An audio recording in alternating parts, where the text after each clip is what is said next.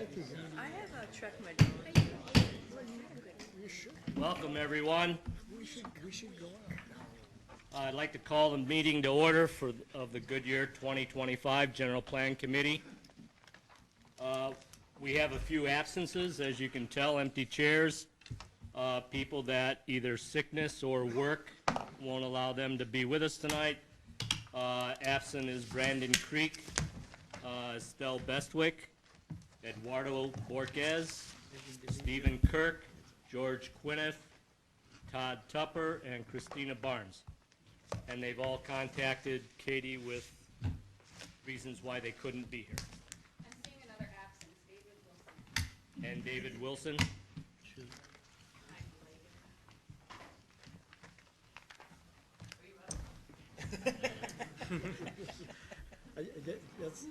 Are we going to pledge the Legion? Yes. Just wanted to let you know that those people weren't here. So if everyone will stand and say the Pledge of Allegiance with me, I'd appreciate it. I pledge allegiance to the flag of the United States of America and to the republic for which it stands, one nation, under God, indivisible, with liberty and justice for all. I feel better. Okay, like I say, since the absences were, they did contact Katie and give good reasons why they couldn't be here. I'd like to hear a motion to excuse their absence. Do I hear a motion? Brandon, and a second? Okay, all in favor, say aye. Aye. Okay, that passes, they are excused. Are there any comments on the minutes from the August 13th meeting?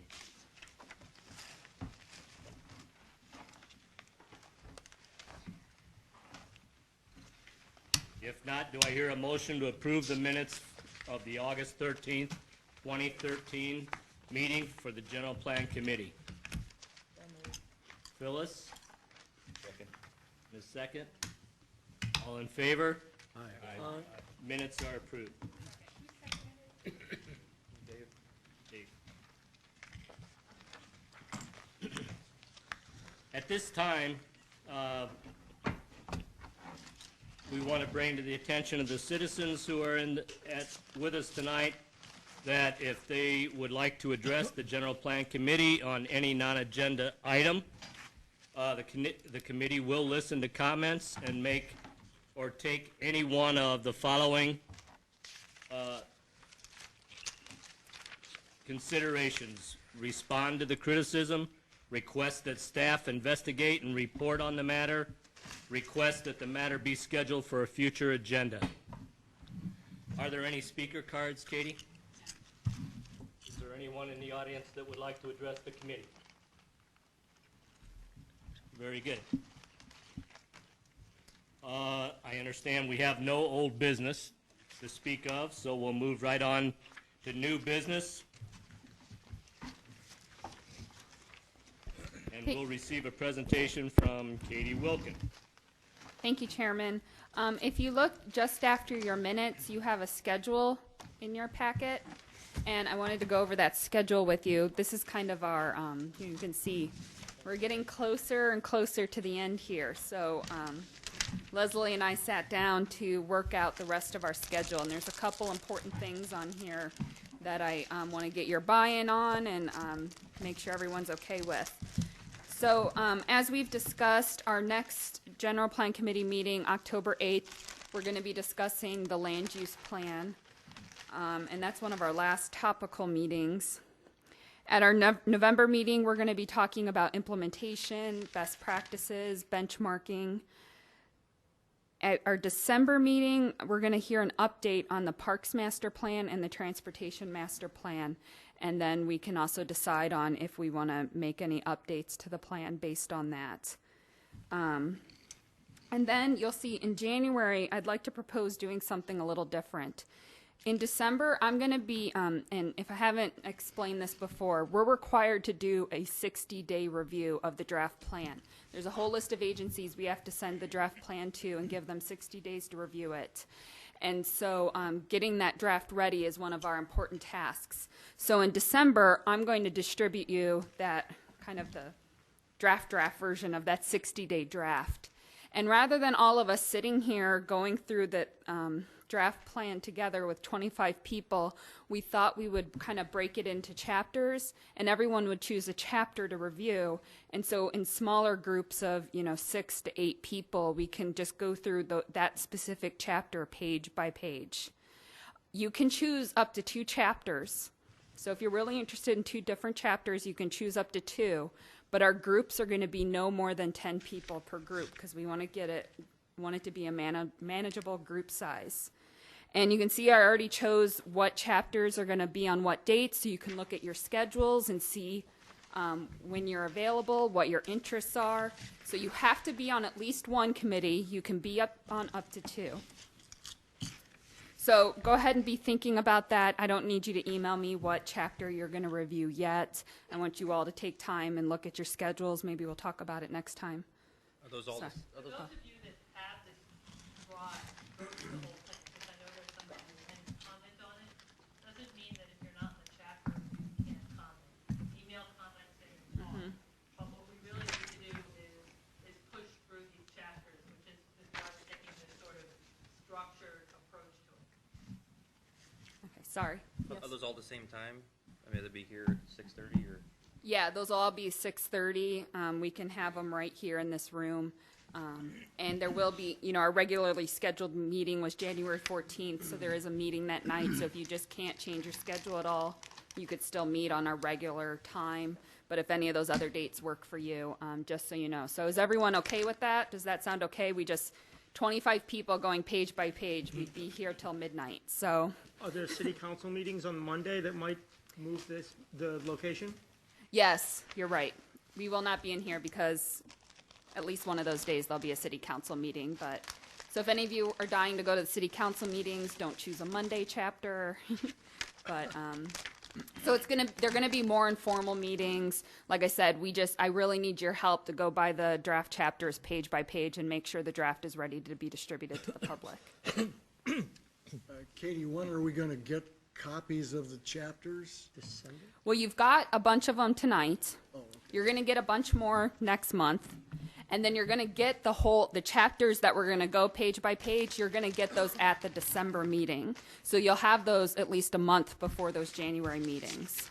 So I know it's the holidays and it's hard, We've been giving you chapters all along so that you can review and comment and get back to Katie. So our hope is by the time we get to this draft, we've gotten the big topic dealt with. So what I would encourage you to do is go through the chapters that you have now. If you see something that's really not working for you or that's a big topic, now is the time to deal with it, not in December. right. In December, what we really want to make sure we've done is addressed all the things that are important, that we haven't left anything out, that we're making sense, that we're accurately reflecting what you're saying. But we don't, that's not the time we want you to just look at it and say, oh my gosh, this is not what I want. Is that all right with everyone? Okay. Okay. Katie, since you don't want any more than 10 people on a chapter, do you want a deadline? Give us a deadline for, I will, Turning in but our- I'm not going to start it yet. Don't email me yet. We'll talk about that next month. So just right now, kind of think about it. Maybe you got the new draft of the vision chapter, so reading the vision chapter might make you think. You'll be able to see what topics go with what chapters, and that'll probably give you a cue as to what chapter you're going to be interested in. Hopefully everybody gets the chapter they want, so I don't want anybody to panic. And, if we get 11, maybe we can work with that. But we just want to, again, we don't want 25 people to all choose one chapter and then defeat the purpose of doing these meetings. So then right after those meetings, I'm going to be distributing the 60-day review. So our February meeting is going to focus on reviewing those comments. I'll be getting comments in, and you'll need to decide how we address those, or I'll decide and you'll approve I'll make a recommendation and you'll approve or deny my recommendation. And then we can also work on, we talked about those projects, and we want to keep talking about those projects. And that leads us to March, and this is another change. a regularly scheduled meeting, our last meeting was scheduled for March 11th.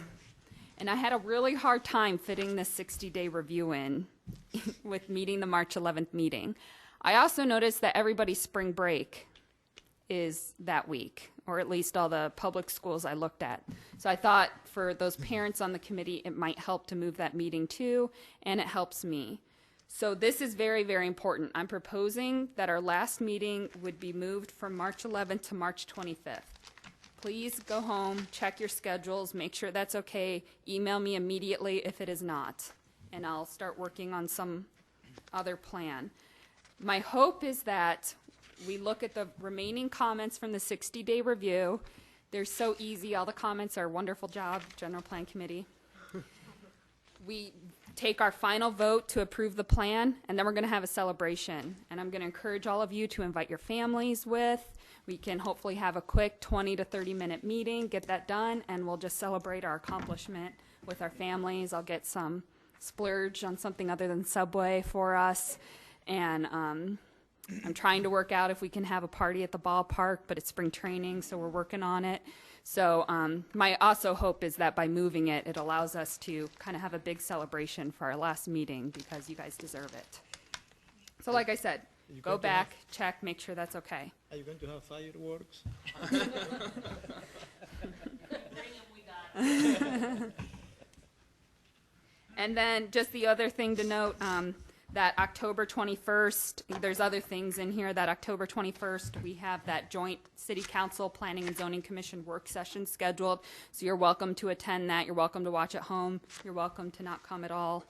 And then we're also working on scheduling some other open house meetings during the 60-day review. At the table, I also wanted to point out, we have the brochure on that community art contest. So that's open now, so grab a bunch if you know anybody who'd be interested in participating. We also have a flyer this Thursday. There's a meeting on the Parks and Recreation Master Plan at Desert Edge High School. So if you or anyone you know is interested in attending the meeting about the Parks Master Plan, help us spread the word on that, and there's a bunch of flyers on the table. So that's what I have on the schedule. Any other questions? Thursday the 12th. I'd just like to bring up that October 19th is the GAIN event, Oh, thank you. Thank you. and we're gonna have a table set up. So I didn't know if you were gonna ask for volunteers to come and help work at different times during the event, or how you want to do that. But Do you guys want to work it? I will. Okay. If anyone's interested in working our GAIN event, it is fun. Those of you who stopped by last time.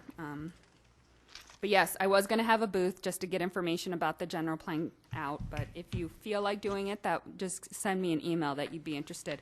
Otherwise, if you can't work it, we'd love to see you. It's a really fun event for the community, so stop by. Lots of free stuff, lots of games. It's really, really fun. So stop by the booth and say hi. Thank you. What time is that meeting? Okay. 6? I went to one of them, but Sort of, do you want to read these two, or you want me to sort of jump in as you like? Do we have? Yes, we do have idea champion presentations. Yes, we do have idea champion presentations on public services and water, we just go to services first. So just to remind everybody, you've got your cards in front of you. And the way we do the idea champion discussions is if you hear things or ideas that you want to talk about, maybe more, in this case, Jessica, or things that you think are important that we deal with in the plan, we want to keep notes of those. And then afterwards, we can have a brief discussion. Then after Jessica, we're going to talk about water. Water. Yes, we're going to talk about water, and the same format. Remember with the cards, I know the water is a big topic, it's an important topic, and especially with what the city has planned for the next few years, it's a serious topic. So, a little less serious than social.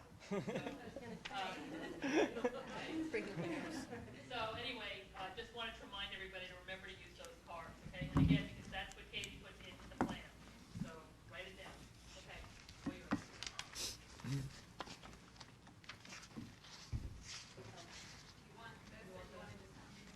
No, probably more me than anything else, so I apologize for that. I am talking about social services tonight, and you guys have the handout in front of you, and this is the only real text that I have, and I just thought that it was important to have some sort of a starting point as to what I mean by social services. And so I can read it for those of you who are unable to read. Benefits and facilities such as education, food subsidies, health care, and subsidized housing provided by a government to improve the life and living conditions of the children, disabled, the elderly, and the poor in the national community.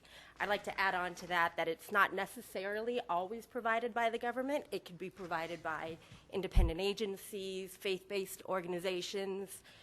This just happened to be something that I cut and pasted off the internet.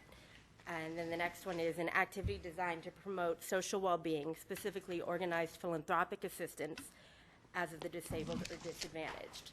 So the way that I thought about talking about social services was that I wanted to see what our city is currently doing, and the best way that I thought to do that, and we can go to the next slide, is I just took a screenshot of resources that are available on the Goodyear website. I wasn't able to really take a screenshot of how all of the navigation expands out, and I know the city's doing a lot of work on the website, so will probably look very different in the next year or so. But I think that, it's important to see kind of where our starting point is and see what our city already has. A lot of the information that is on the city, unfortunately, from my point of view, was located outside of the city. So I think that, for the general plan and from our point of view, as the city expands, it's important to realize that as the population grows, the diversity of the needs of our citizens will continue to change. And the more that we can keep a central focus of social services for our citizens, the better. So from there, I thought, there's cities, communities everywhere in the world, but I was really interested to kind of compare what Goodyear's offerings are to other cities in the valley. And so I pulled up Phoenix, Tempe, Surprise, and Scottsdale. And I don't have anything specific to say about each of the slides. They're more of just a showcase of what each city has on their own websites. And again, if you guys are so compelled by my fantastic speech tonight that you want to go through and navigate at home, please feel free. I did some of the legwork for you. Obviously, some of the cities are more expansive than others, but it is what it is. And so that's basically the gist of my presentation. And I guess my main point that I want to drive home from a personal point of view is that I believe the growth of the social service sector is as important as economic development, infrastructure growth, business development in the city, education. I don't think this is something that should be overlooked or glazed over, and I don't think it's something where people should expect the city to do everything, but I also don't think we should expect private entities to do it all. I think it should be a true public-private partnership, and I hope that we continue to focus on it. Comments, questions, tomatoes? We'll be looking at social services and more or less addressing them in the community and culture element of the plan. But the state law doesn't have a required element to deal with social services. There's a rehabilitation and redevelopment element where some types of social services like housing support and financial assistance for housing, which is a type of social service, could be addressed. And in the culture element, it's sort of how do we care for our community. So does anybody have any comments or anything, any guidance for Katie about how you think we should be addressing some of that plan? I think it's a good topic to bring up. Healthy communities are sort of in that area. Go. No, I think it's something that's often forgotten or is just kind of put in at the last minute. So I think it's important that as we look at all the different elements that this is an equal partner in it, and to explore what Goodyear does have and maybe what's missing or what's needed in the future. So I think it's a good point. Social services are things like DARE is a social service. Youth basketball programs are a social service. Fire departments sometimes do social services in terms of doing the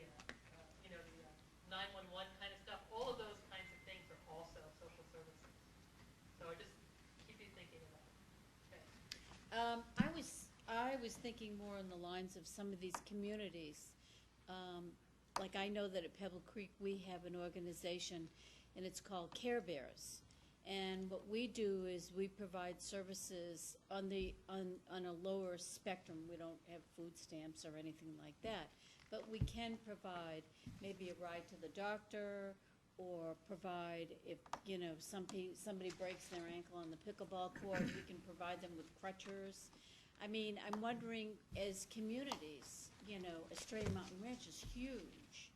You know, there's a ton of kids up there. Are things that that community can do for themselves to help their neighbors? Can I comment on that? I'm sorry, I don't want to cut you off. I completely agree. But I think that the role, a great opportunity for the city as kind of the unifying force of Pebble Creek and Estrella and Canyon Trails and Palm Valley is to be kind of a landing point where maybe I don't live in Pebble Creek, but maybe my father might be interested in Care Bear, but I don't know about it. And I wouldn't necessarily think to look into Pebble Creek, but if I go to the city's website and I say, oh wow, look at the different options that are there. And so that's kind of what I meant by I don't necessarily think that the city as a government entity needs to provide the services, but I think that it's a huge opportunity to be a resource.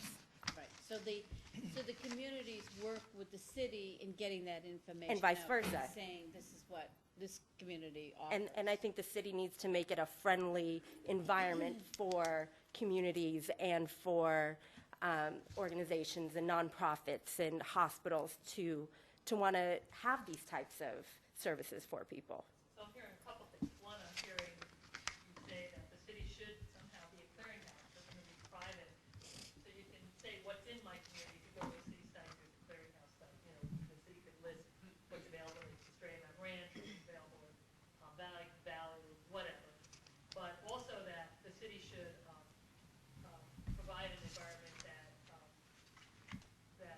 a good operating environment for maybe not-for-profit social services that could come in and also maybe meet some of the benefit identifying issues. What about maybe also things like working with, I don't know if you do this, but I know that we've got cancer care, I know they do social services, identifying some of those types of services and maybe encouraging the city to work with those entities as well to maybe offer them to a broader community. Is that something that you think would be appropriate for a plan, or just some direction, just throwing ideas? I do. Okay.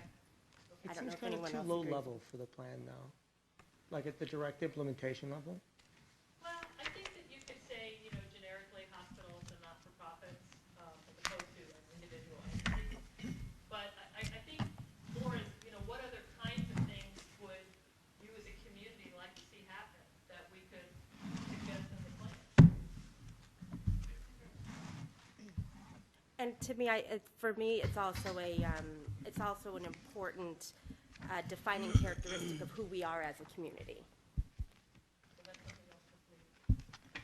I think too, it might be important to provide some context because I think, you know, as Kathleen said, we all aren't aware of the resources that are necessarily in our community today. So Goodyear is a little bit of a different model that we're 70,000 people, you know, 190 square miles. And to date, the city has chosen to contract out its social service to a large extent, right? So annually, the city council sets aside a certain amount of money for social service dollars that are then allocated to not-for-profits and others in the community for social service activities. That's typically, in the valley anyway, how those types of activities have been handled. Now as we start to gear up, right, population-wise, that tends to change a little bit. But I think it's important in context to know that today, much of the social services that exist occur, for example, in the schools. The schools do a lot of our social services in the churches, within the communities themselves, and then also with some nonprofits that are fairly visible here in the community. In some of our commercial centers, you may have seen some of those. So that's really where much of the social service activity is occurring today.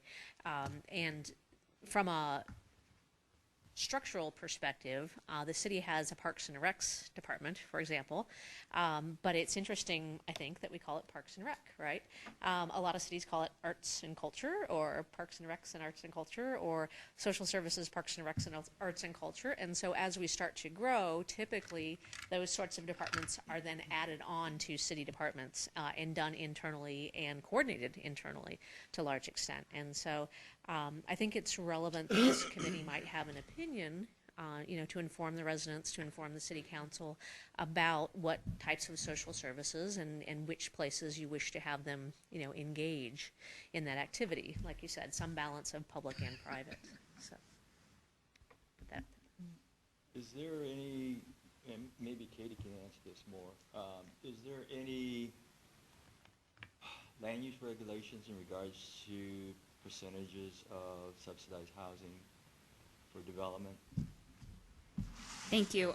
No, there's not. Some states do require, I think you're asking certain states, I know New Jersey requires that, 10% of all new housing units in a development have to be affordable housing, so they'd have to be sold a certain percentage below market rate.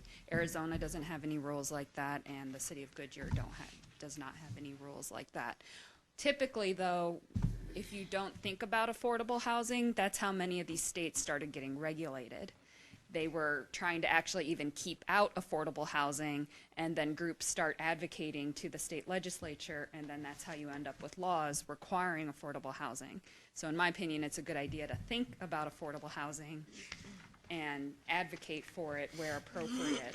And knowing that affordable housing doesn't always mean Section 8 housing, HUD homes. Affordable housing can just be providing smaller homes, making sure there's a good mix of apartments in your houses, in your community. It's not always, I think sometimes people think of affordable housing and they think this one kind of thing, but there's lots of ways to make sure there's affordable housing. Is it something that we actually have the legal authority to do as a city itself, or would that have to go through the state? What, require affordable housing? Yeah. Just a city policy, yeah. But before you go there, there are other kinds of social services that you can think about, which, before you ask your question, I actually had in my mind. It's happening. Yeah. Thank you, that's where I was going. Dial-a-ride of social services. I think the idea would be, if we could have a goal that really addressed what we just talked about, what would be our goal as a community? And then, we could fill in objectives under that. So as a social service goal, just generically, you want to throw one out? What do you think we should strive for in terms of that? Well, kind of on the spot there. As a big picture goal,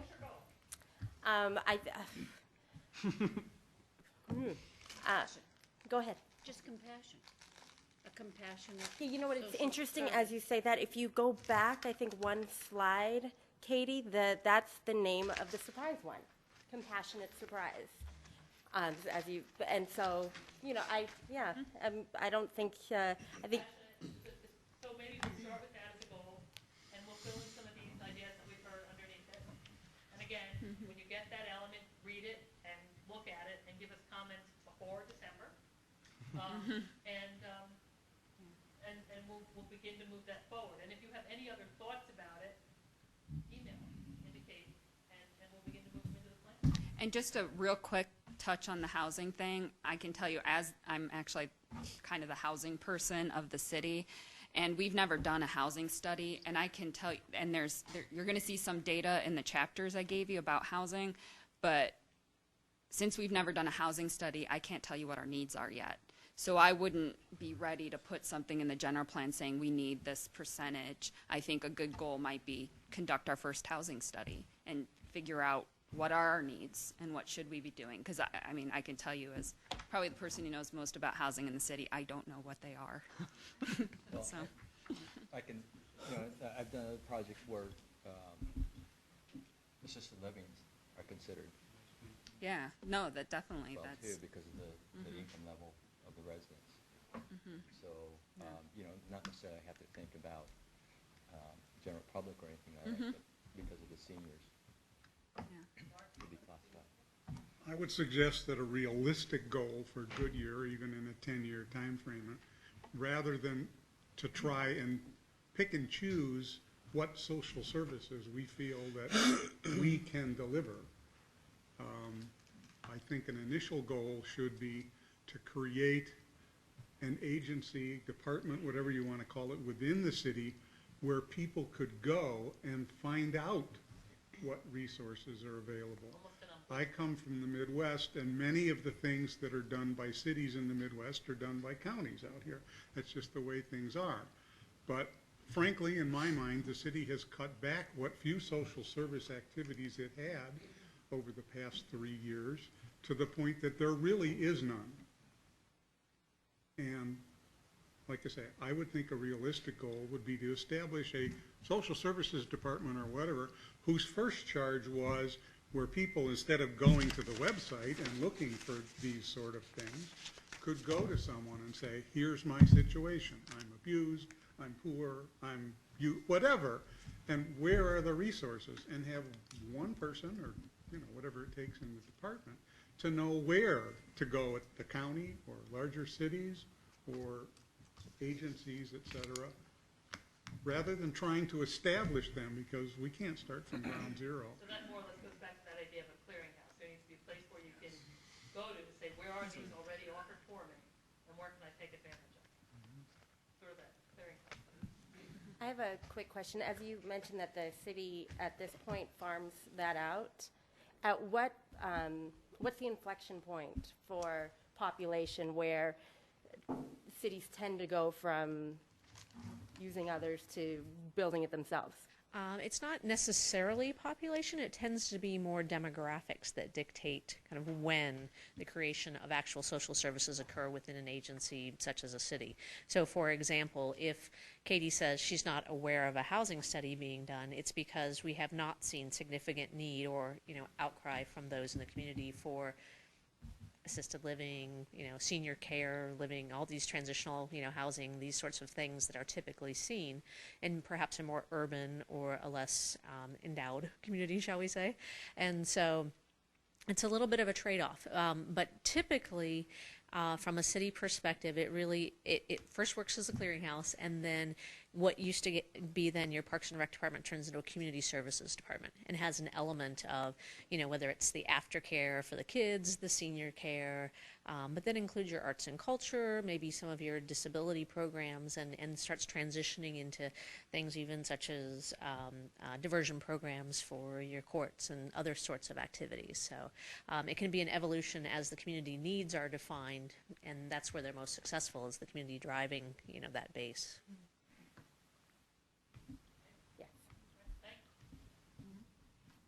Yeah, I think. Good job.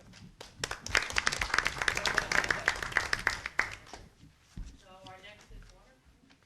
Or Peter? We're done on the third. I know you have. Did anyone have cards? Yeah. I think cards, thank you. Pass it down. Everybody was just talking, not showing the cards, so I think you guys did it. Where you could even go as a nonprofit or something, Yeah. but this is what I Either offer. way. Yeah. I'm good. Yeah. I'll wait until she gets back.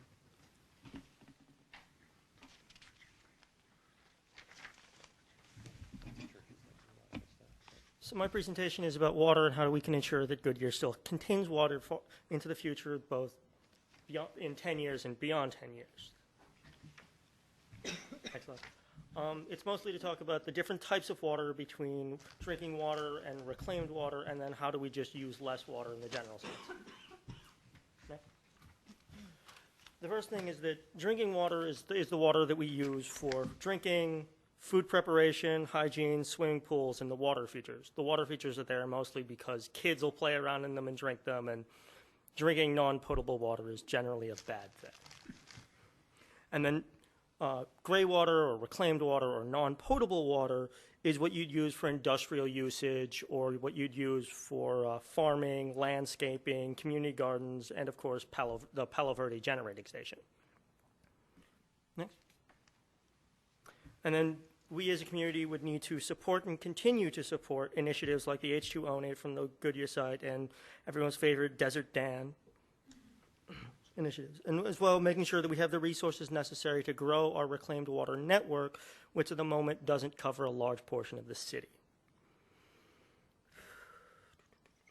And then we would also want to ensure that the new and unbuilt communities that would be built in the future are able to mesh into the reclaimed water system and grow it sort of organically as the community develops further. And also to ensure that we're only using non-potable water for the actions that would require non-potable water and not for the action that we would be using we shouldn't use drinking water for non-potable uses. Next. Okay. And then as your community is expected to grow largely, and due to the overusage of the Colorado River project, we may not be able to continue to grow its external resources and need to ensure that our current resources will last us as long as we can. So we need to, again, support initiatives to reduce total water level and using low water landscaping, such as low water plants and other actions like that. Next. We should try watering at night and making sure that we can sort of potentially develop more smart hydration systems, possibly using drip water or other sort of low water usage irrigation. Good.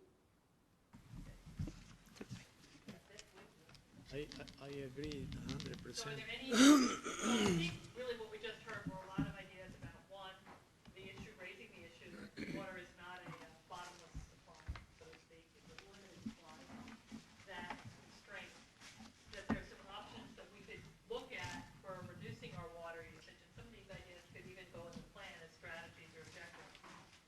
Does anybody have any thoughts or comments? We're going to have a larger presentation from the city actually on water and some future water planning and water needs. But just stopping here at this point, does anybody have any questions or ideas or thoughts about what we've just heard?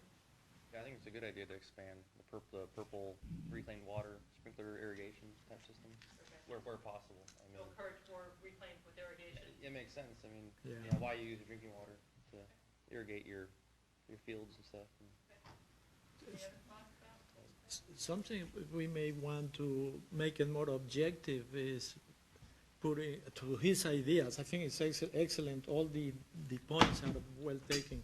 To make it quantifiable in percentages or development. So we want to actually set a target for our reclaimed water use? Yes, based on 1,000 gallons, whatever measure. Any other comments? One thing I think, and we're going to hear more about it in a minute, is worth stressing as we talk about water is we live in a desert. And without water, this desert will be uninhabitable. So water is probably the most important thing to all our futures, children, grandchildren's futures. And as long as we have good water sources, we can continue to thrive and grow and live here. But water is going to be expensive, more expensive in the future to come up with than it has been in the past. And as our population grows, it's going to be very important that we address every type of source that we can get good water from. That's all I had to say. So maybe what I'm trying to hear you say is that it's not only diversify our water portfolio is what you're talking about. Right. Okay. Is city putting any policy about using the regular water, drinking water for car wash or different things? You know, they can, through the building codes, for example, require low flow fixtures. They can, which I think we'll be talking a little bit about, they can encourage, and I don't know that if they could actually require the use of, let's say, gray water for certain things, but you have to have the gray water to use. Don't we require it for construction? I thought since like 2009 or something like that, we sort of. You mean using gray water for watering? No, for the actual water usage during construction itself. No. Do we require gray water during construction, for the use of construction? Normally, we So have there you a go. reclaimed water So available. there's some requirements that already exist, yeah. Yeah. Any other kinds of thoughts or comments before we move to the next water presentation? All right, so now what we're gonna Oh, he is. Is, we're gonna kind of back this up what the city is doing now and where the city is going in the future, and then we can have another more larger discussion about water or not. I just wanted to, this is Mark Holmes, our water resource manager, so we're very happy to have him here with us tonight. I just wanted to point out we have Matt Garlick in the audience from Liberty Water, just to remind you that Liberty Water covers the area north by 10. So he doesn't have a formal presentation, but just know when you come up with questions and answers, if you have Liberty-specific questions or want to know what the differences are, we can touch on that later. So thank you, Matthew, for being here with us tonight.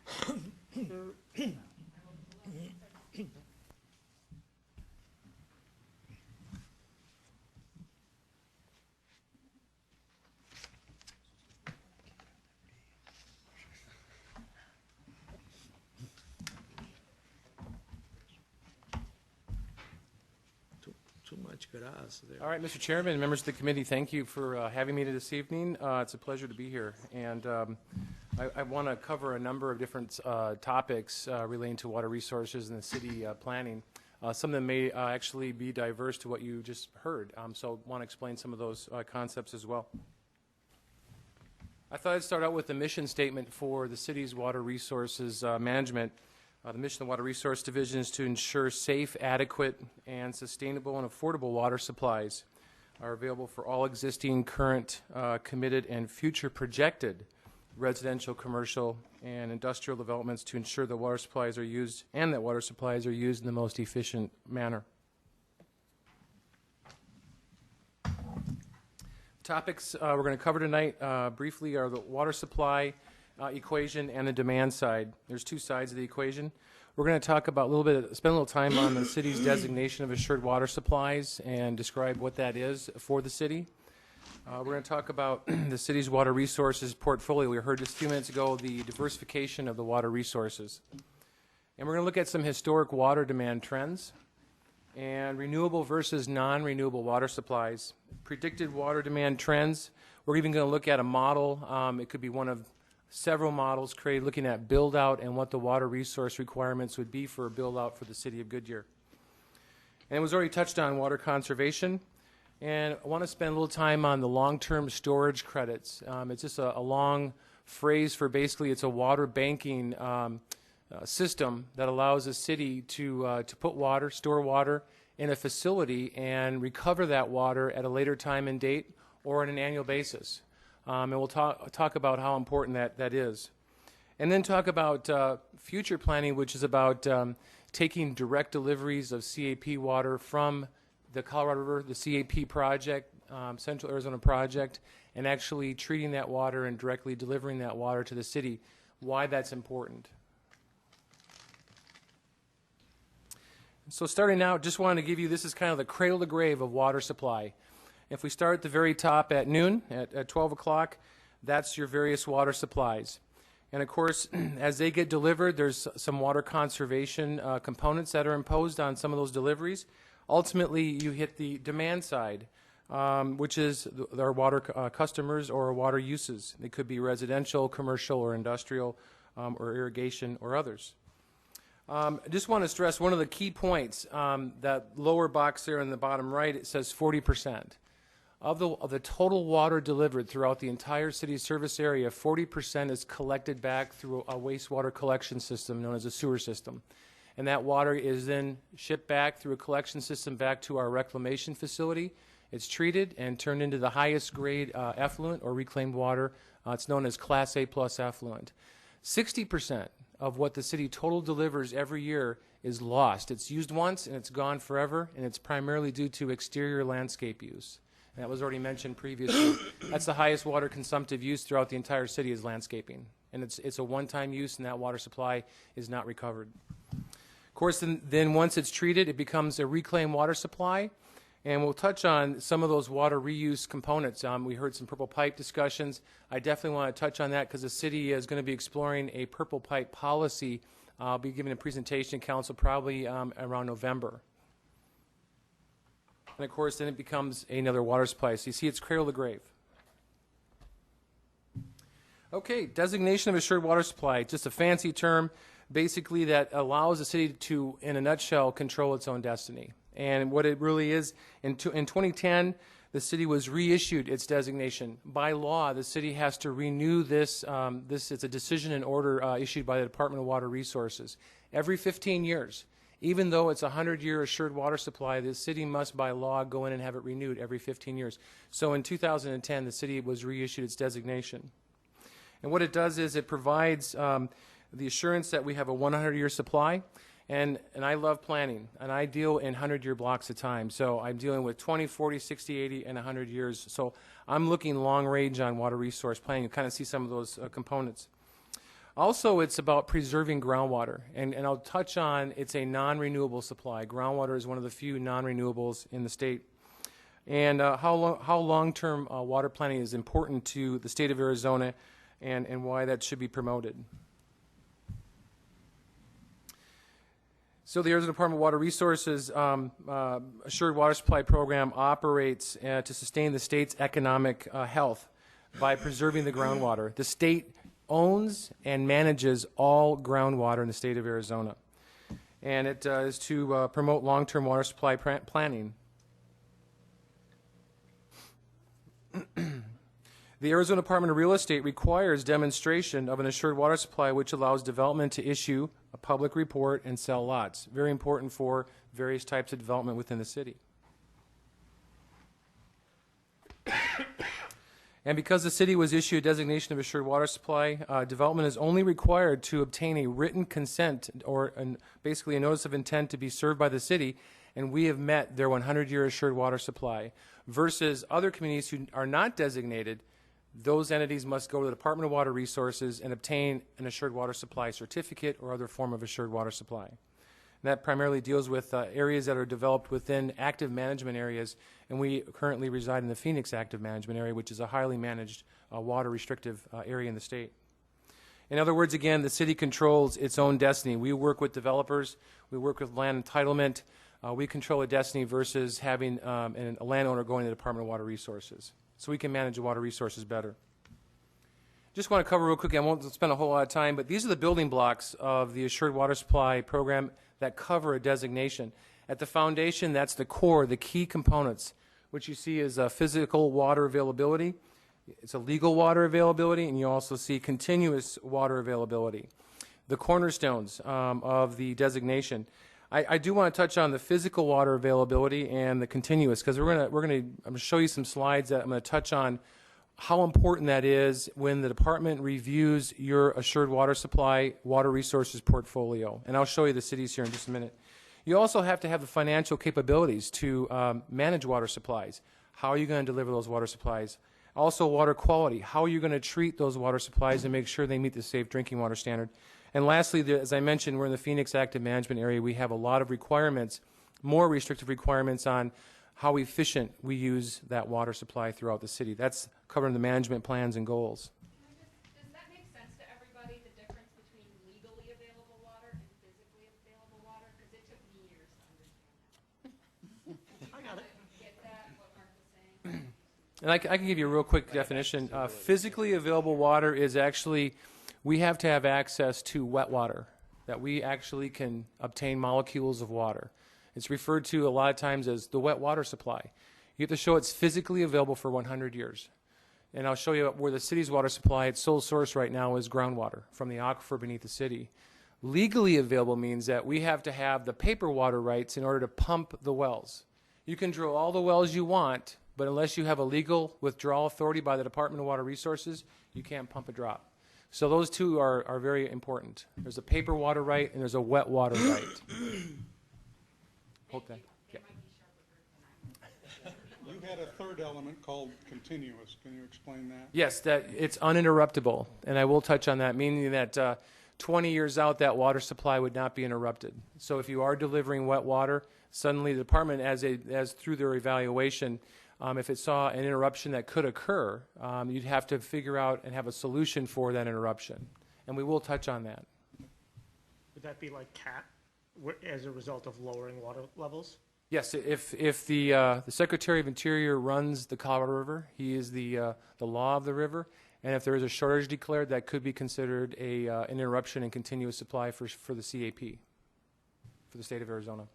What percent of our reclaimed water goes to Palo Verde? Right now, probably, I don't have an exact percent. I would say probably 95% of it right now goes to Palo Verde. Is it a 100-year contract that they have with it?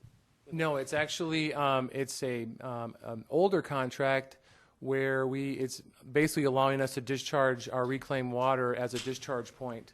And that occurred because the city decommissioned its soil aquifer treatment site at Yuma and Estrella Parkway on that northwest corner. That was a recharge basin site. We were delivering reclaimed water there. It had big basins, so the water would go pond and then percolate back to the groundwater system. The city would then gain long-term storage credits. I'm going to show you a visual of that as well. But that was decommissioned for part of a development for the city center, future city center, and those amenities of entitlement there. So the city fell back on its agreement with Palo Verde to deliver reclaimed water to Palo Verde. It's just one discharge mechanism. We're just not getting any value for it right now. Yeah, I thought they charged, or you guys, or the city's charged for that. No, actually, Palo Verde is receiving value from a standpoint of getting water at no cost. Where they have to pay 91st Avenue, they pay per acre foot. They're receiving our water for free. Okay. Once again, it goes back to a late 1980s agreement. Yeah. And APS is very anxious to try and renew that. That was brought up last night in a council meeting agenda work session. They definitely want to renew that. We need to have that we want to have it as a backstop in case some of our future recharge or components of reclaimed water, we have maintenance issues. We need a place to put that water. We just can't turn off the sewer plant. Yeah. That water's got to go somewhere, so Palo Verde could be a nice backstop for us. I just thought it was renegotiated like a couple years ago, that contract, that's all. It has not been. Any other questions? Okay. Is there a contractual requirement, some portion or some number that we have to give Palo Verde? No, there's not. Okay, when the Department of Water Resources evaluated our assured water supply portfolio in 2010 and issued our decision in order, this is the quantity of water that was recognized of the city's water resources portfolio. And if you look, you'll see that the department recognized the largest chunk there is Central Arizona Project water, and M&I is municipal and industrial. And the GRIC is the Gila River Indian Community lease water. The city has a lease with the tribe for a certain quantity of acre feet for 100 years. That makes up 51%, according to how the Department of Water Resources evaluate our portfolio. We also have directly delivered effluent, around 1,377 acre feet, going to various direct delivery uses. The ball field complex is part of that. We also have a groundwater supply that is a little over 5,000 acre feet. That was part of that physical available and continuous and legal available water supply. And we have been, in the past, before the SAT site was decommissioned, we were banking both CAP water at a CAP recharge facility, and we were also banking our reclaimed water at that SAT site. So we do have that long-term storage credit. And think of that long-term storage credit as a bank, where you, through a recharge permit mechanism, when water goes underground, it's like growing money. You're actually gaining water credits, similar to growing a bank account, a savings account, if you will. However, you'll notice in our total water portfolio, we actually have double what the Department of Water Resources recognized in our designation. You see that we have just under 18,000 acre feet in total of Central Arizona Project water. And that makes up, 63% of our entire water resources portfolio. That's our largest volume of our portfolio is CAP. We also, again, have that directly delivered reclaimed water. And we also have, that was not recognized by the department, we have the 157th Avenue reclamation plants currently generating 3,500 acre feet of reclaimed water every year, currently.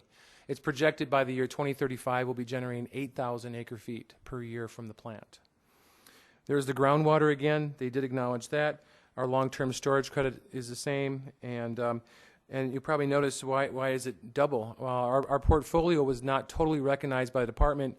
And once again, it goes back, the city currently does not control its entire destiny. Going back to the continuous, the legal components. And I'll show you a slide upcoming here why that occurs.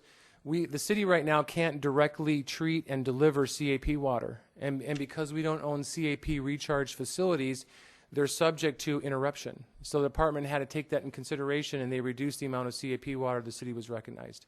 So we only have a certain amount, physically amount, that they recognize of what we could actually order and recharge, because those facilities are not owned by the city. So we don't control our destiny. Why it's important then for us to control our destiny would allow the department to recognize more of our water supply. So that would be that we would want to have a treatment facility and directly deliver CAP water to the city. I have a lot of images, and I think the images say a lot more than I can try and explain.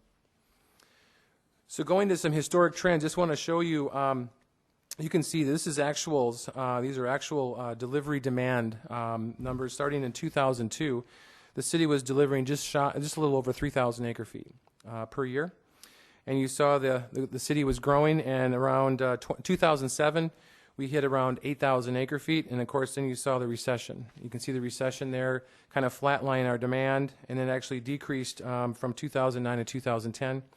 But if you look from 2010 to 2012, we're back on the same trajectory we were pre-recession. So the city again is growing. Water demand is now back at pre-recession trajectories.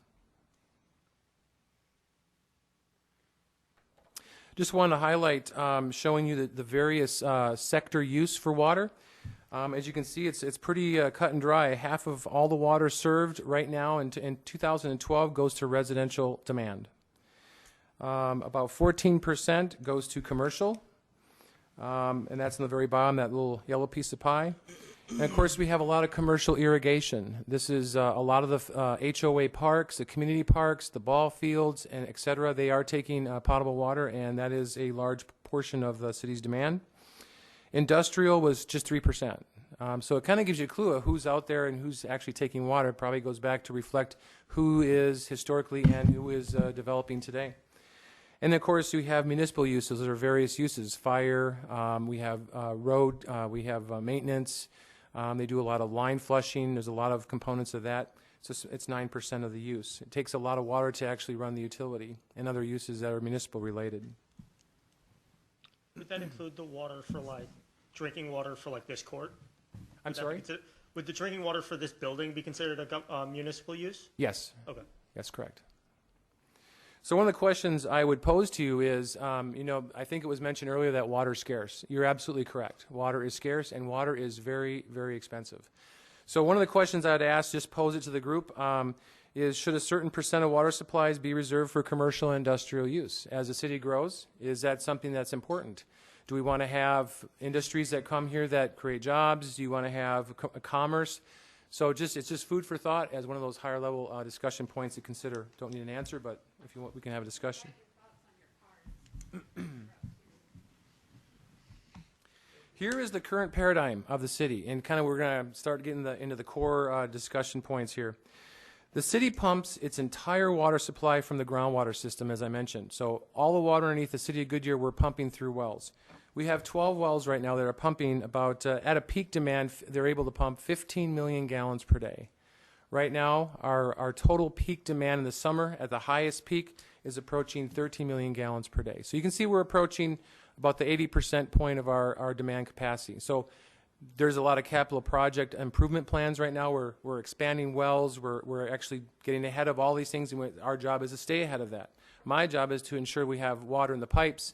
The water distribution division actually ensures that pipes are being built, wells are being built. However, pumping groundwater requires under state law that it be replenished. Whenever you pump groundwater, it must be replenished within the Phoenix Active Management Area. So gallon for gallon, whatever we pump has to be put back into the ground. And we'll touch on how it adds, we're ensuring that we're replenishing the groundwater. As I mentioned, it's not a renewable water supply. So we have to replenish that to ensure that we're managing the aquifer correctly. And we'll show how we do that in just a few slides. Actually, this slide. So the city does, as I mentioned, our largest renewable water supply is the CAP, the Central Arizona Project. It's Colorado River water. It's delivered from Lake Havasu.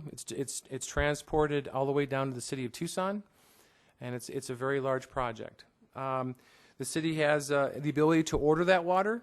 And what the CAP would do then is take that water and deliver it to one of their recharge facilities. and we use hieroglyphic in the example here on the screen. That's within the same subbasin that the city's located, so it's in the same aquifer. So we're going to put that water through the Central Arizona project into a recharge basin similar to the SAT site, and that water is going to percolate down to the groundwater table, of which then the city can recover that water. So what we do in essence is it's like an accounting.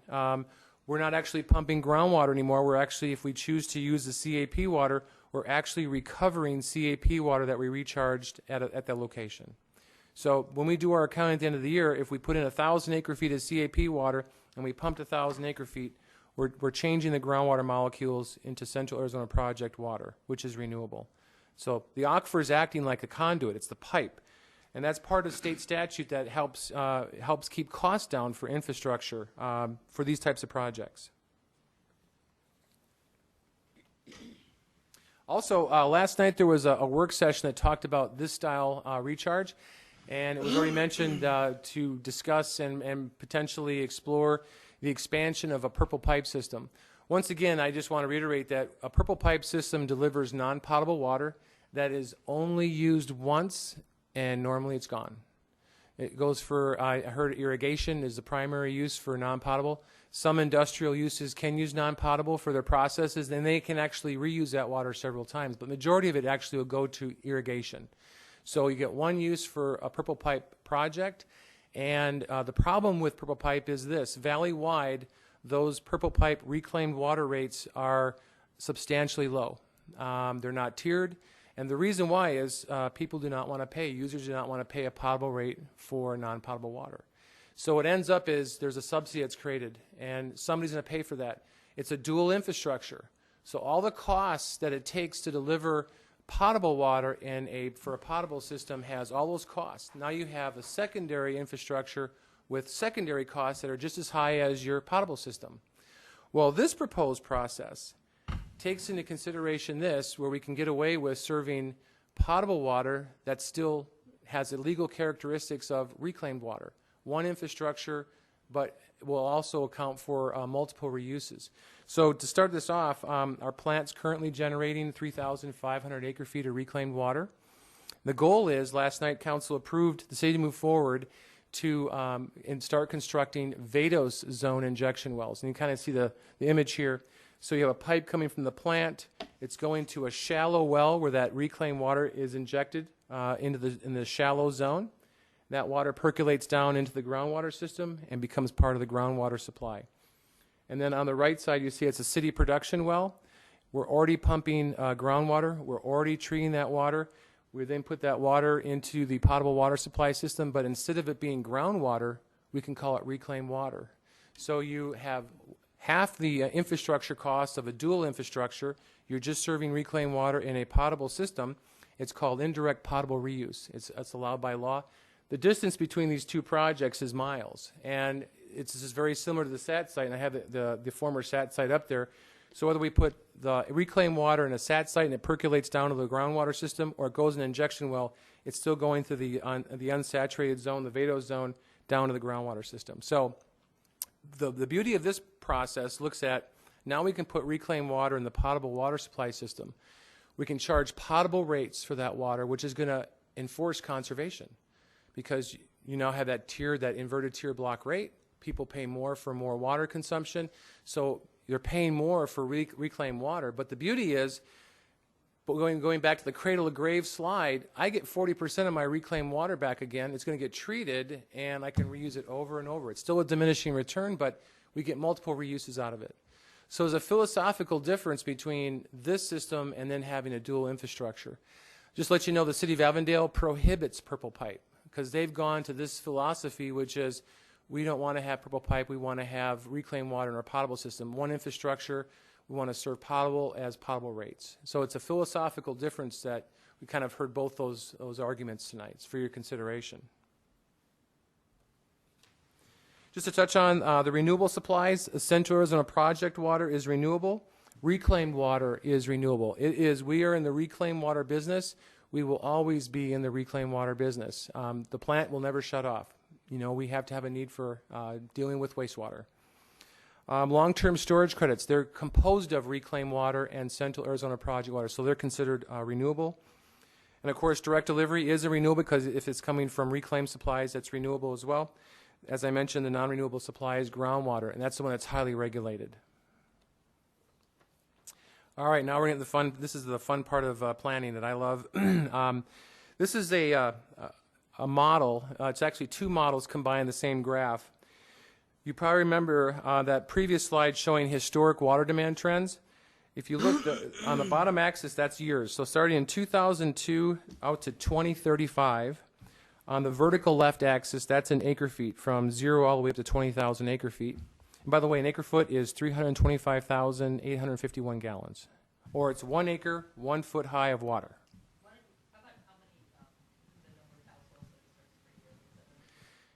I really don't want to specify because it varies on the efficiency. Acre foot, I would say maybe 3.5 to 4. Probably in good year, 4.5. We're much more efficient. Maybe even closer to 5 for some developments. Do you have pretty good? Okay. That'd be per year. That'd be the total that those homes would use per year. So these are two models. On the right is population in the gold color there, from 0 up to 80,000 residents. And this is looking only within the service area the city currently serves. So it's just infill within the city's current service area. The blue line, that very left, you see that kind of curvy blue line, that's the historic trend model I showed you, just that segment in that previous graph. And then the red is future projected, and it's based off of that trend continuing out business as usual.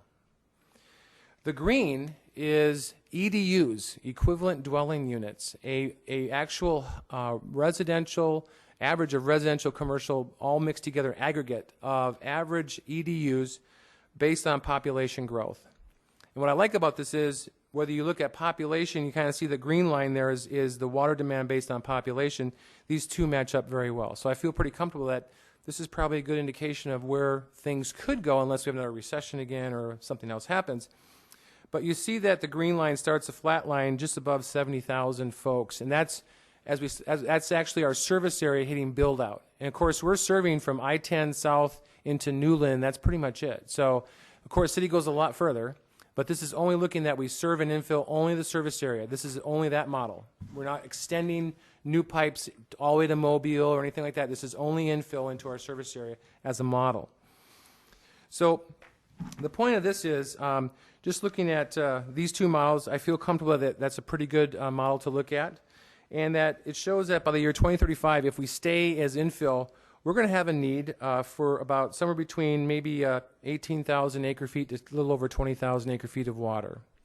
And of course, you saw our current designation, which is about 14,500 acre feet, but our total water portfolio is double that, about 28,000 plus acre feet.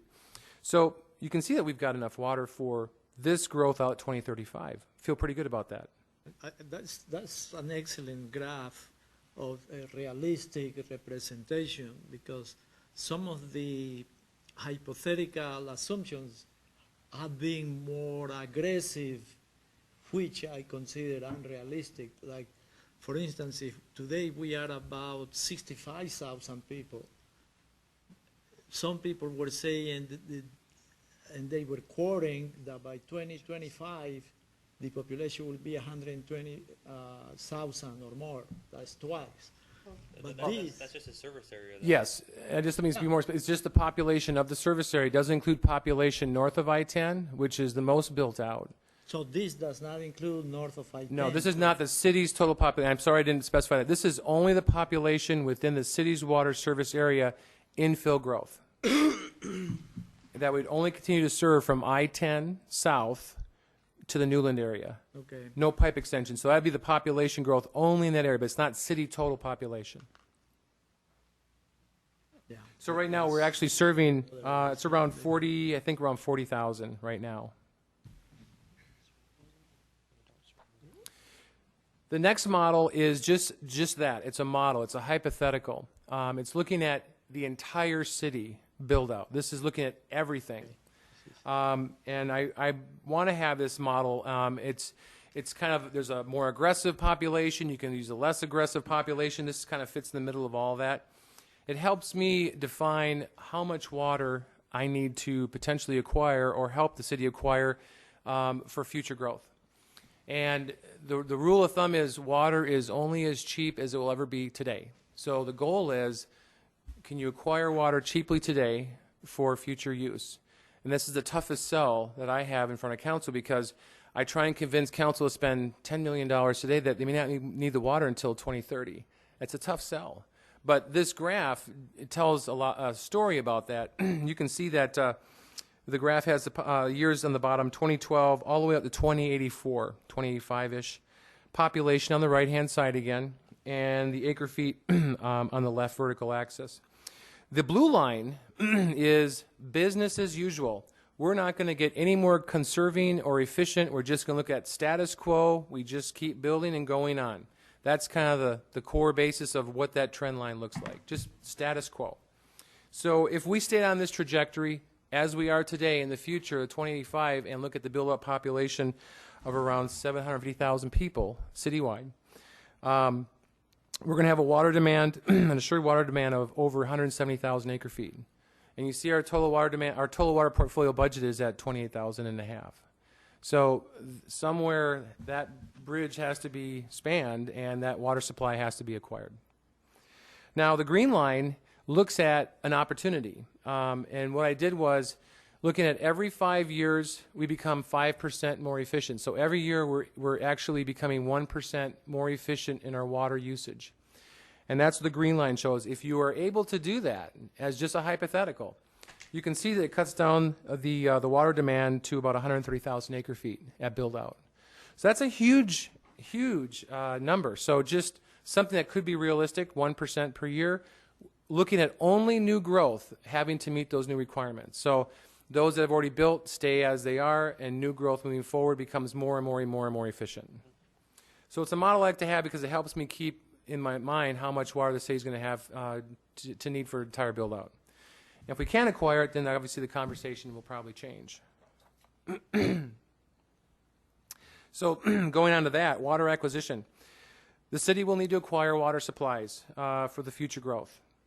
And as I mentioned, the water supplies come at a huge capital cost. You also have to have water treatment facilities. They have a huge price tag as well.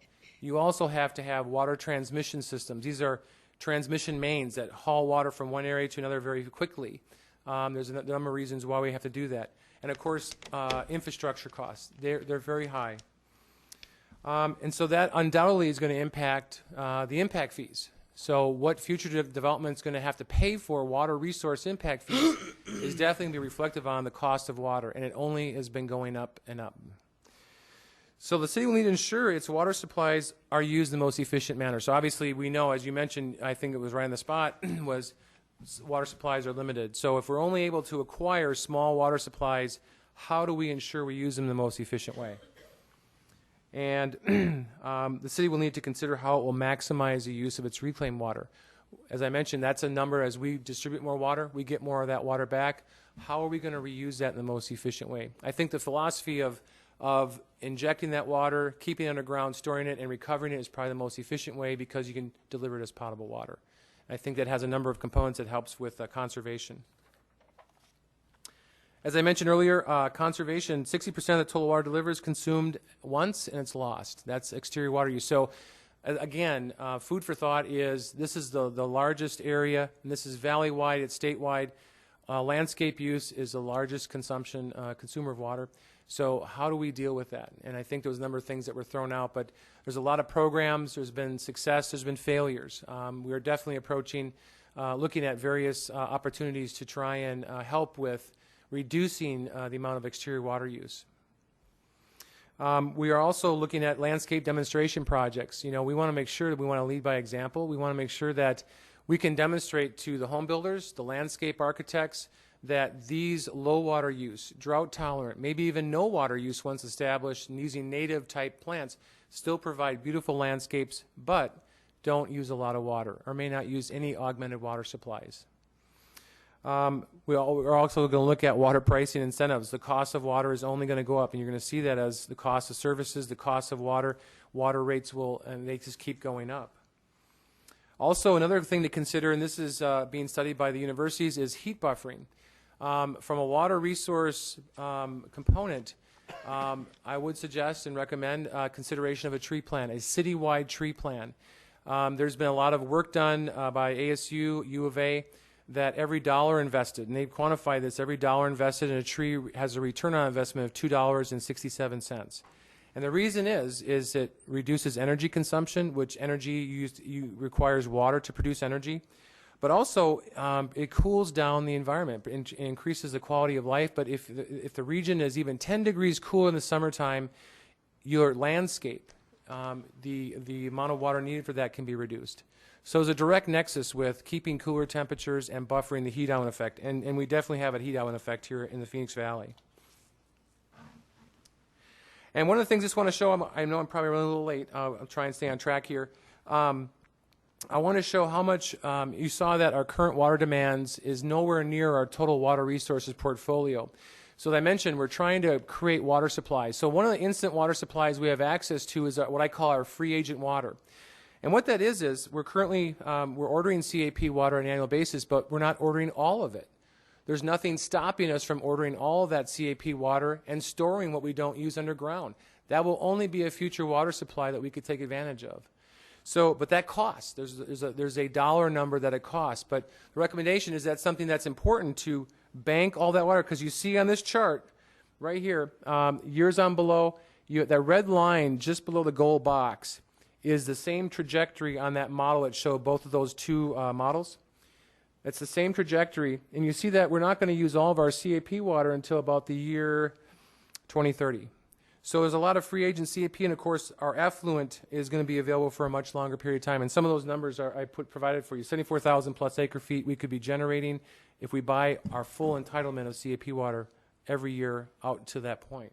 Same with our effluent. If we bank all that water, we're creating a future water supply. Did we have a question? Was there? I'm sorry. I can wait. Okay. And this is just the same slide. It just shows the city actually a few months back we ordered, the state of Arizona is reallocating the final non-Indian agricultural water. It's part of the Arizona Water Settlements Act, and that is 96,000 acre feet. They partitioned off a block of that water to go on the market to see who needed that water. So we filled an application out. It was very expensive. We ordered 2,000 acre feet. It's going to cost the city $2.6 million. Just for 2,000 acre feet. So you can do the math on the number of homes and what the cost will be on that. But this just shows that gold bar. That's the NIA water if we're successful in getting 2,000 acre feet. That's an additional 35,000 acre feet of additional water we could actually purchase and then recharge. I'm getting real close. Impacts from drought. The Colorado River, as was mentioned earlier, is going to have undoubtedly shortages. Our largest supply of water is through CAP. So potentially, how do we maintain business as usual? That's that long-term storage credit bank account. So if we're shorted water on the CAP, even that someday we're able to take direct deliveries of CAP water and it's shorted, all we have to do is turn our wells on and recover what we've already banked. It's that bank account, just like you have a savings account. When you get low on money, you want to go purchase something, you run to the bank, you pull out some cash, and you move on. Similarly, we want to have a water bank. So if we have these drought conditions, we can have business as usual. What I like to call is, and I'm trying to calculate this, and I'm not quite there, but it's how do we make the city drought-proof? So that regardless of growth, what is that number? How much water should we bank and keep in the bank that makes the city drought-proof? So we are assured that no matter for the next 100 years, droughts, whatever impacts, that we are drought-proof. It's business as usual in the city of Goodyear. And I've already mentioned the importance of long-term storage credit. I won't go over that again. I just want to touch on, this is the EPCOR plant on the upper right. It takes direct deliveries from the CAP through the Beardsley Canal, and that plant was, its build-out is 80 million gallons per day. This plant is about 15 miles north of the city. This is where we're hoping to partner with. It was designed as a regional surface water treatment plant. So this would be our opportunity to partner with someone who already has built, right now has 13.5 million gallons per day of capacity, and partner with them and see if we can have our CAP water treated and directly delivered to the city. What that would do is, I'm just going to show you an illustration here. This is the Optimum delivery system. And what it is we'd have directly delivered CAP water coming through a water piping system That would be a direct treated and delivered system. And then we also would have CAP water that could be recharged into the aquifer that we could have access to our wells. So we're delivering directly CAP water, and we still have the robust system of our wells. And this is how the valley, citywide, the cities and towns throughout the valley have this type of system. They take direct delivery water, and they have a backup for when they need to have additional water pumped through their wells and recover long-term storage credits. And real quick conclusions. We talked about acquiring new water supplies, creating water treatment plants, the costs, building new infrastructure, use water more efficiently. The city will need to prepare for future CAP shortages. That was already brought up. We have to enhance a long-term storage credit, our bank account. And we'll need to work towards enhancing water supply access, storage, and delivery systems, such as that picture I showed, how we have the dual delivery system. And with that, I'm sorry if I ran a little late. So here's how I want to kind of do this. First, are there just questions? I know there are, and I've got one in my hand, so. I just had a question on the groundwater because it makes up such a large percentage of what the city uses. What the city's involvement, like where our stance is now with the Superfund site and the plume, and kind of future thoughts on where that's going, like what's going to be done to avoid any kind of contamination.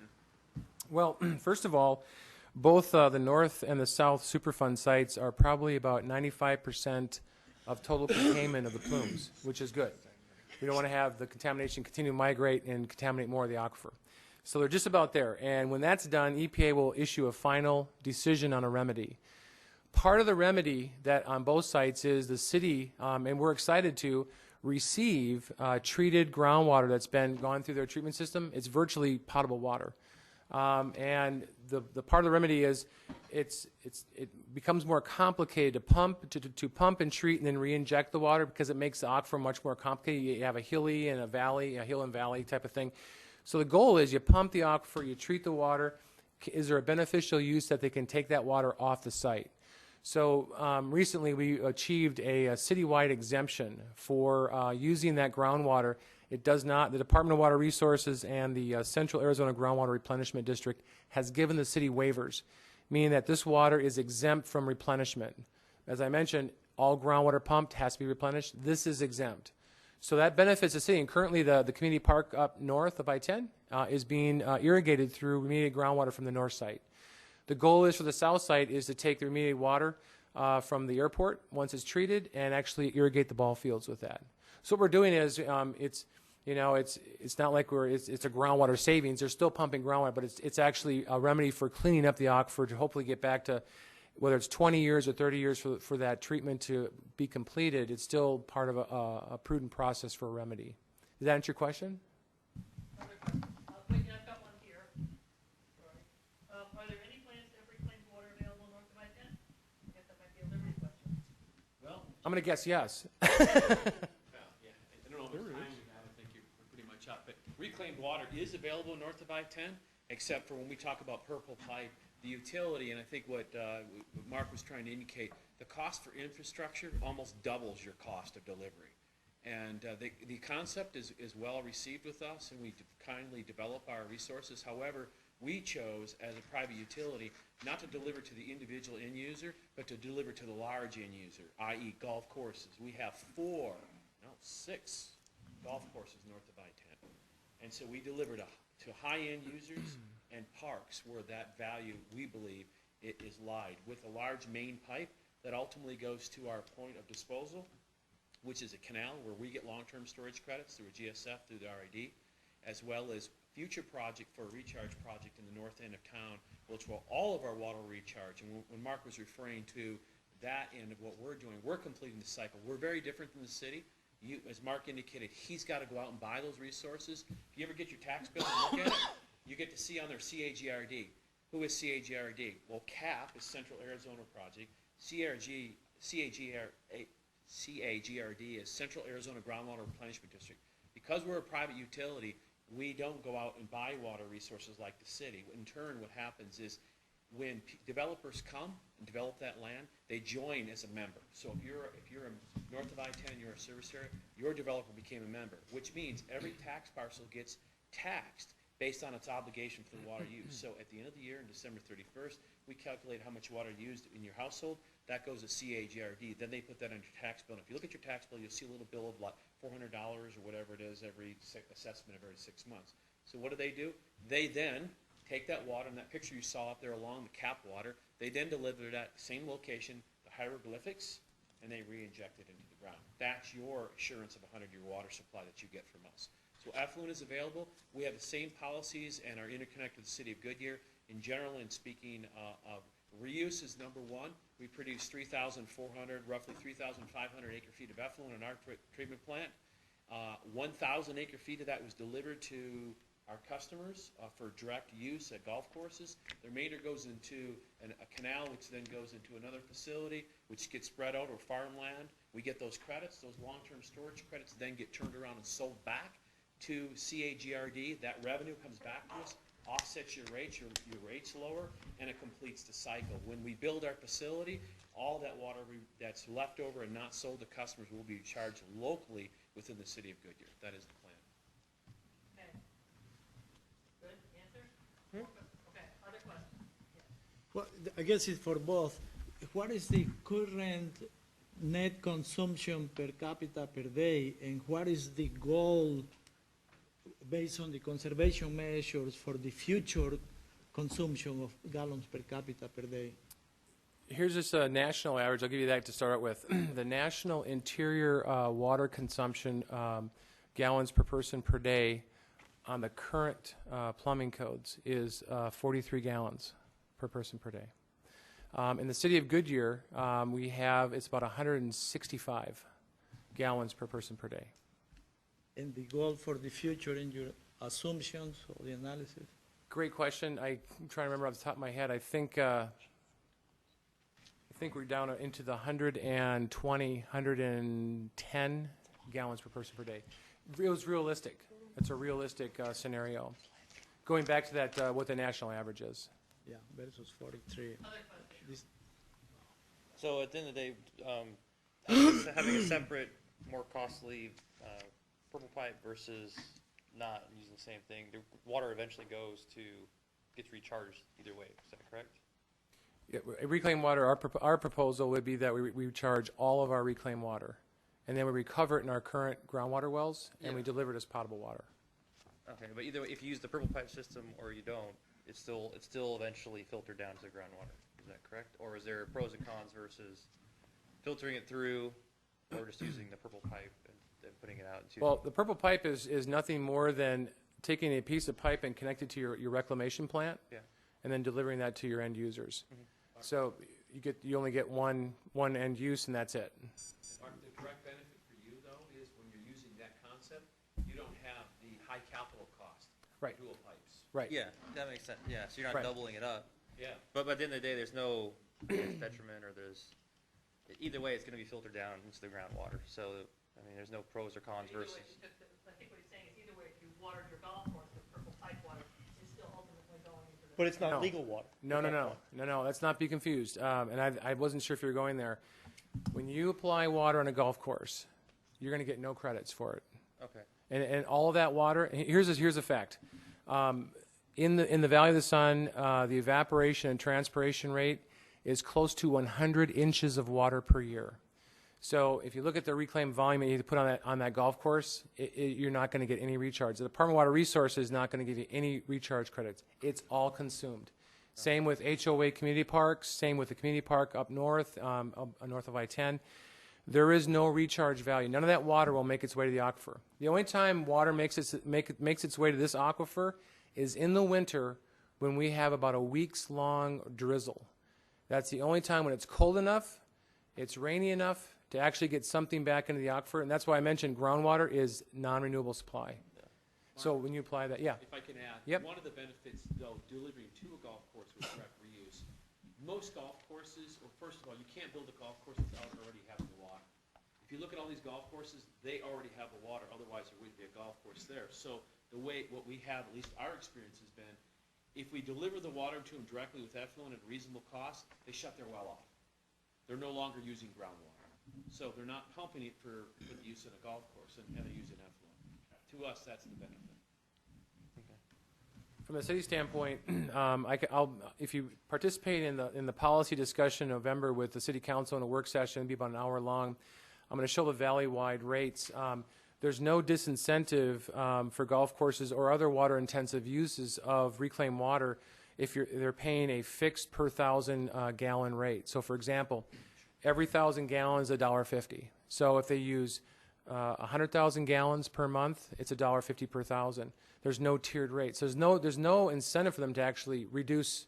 Versus if we delivered potable water to a water-intensive use, they now have to conform to state requirements. They're going to pay a tiered rate. So the more water they use, the more they're going to pay. So there's that huge financial incentive to actually decrease the turf to minimize what they're actually going to use. It still meets the goal of quality of life for the city or for the facility, but yet uses the minimum amount of water. Okay, I'm going to jump in here. This is probably way more detail than we need for the plan. Well, we love talking about water. I think the reason that we wanted to just kind of put all this stuff out there is so that we can get some guidance from you about your thoughts. The plan deals with water in two places. There is a water element, and the law requires that the city say how it will provide water for its community. We think we've got that one pretty much covered. We've got that figured out. What's our water portfolio going to be? Where are we going to find it? What's our plan for the next 10 years of growth?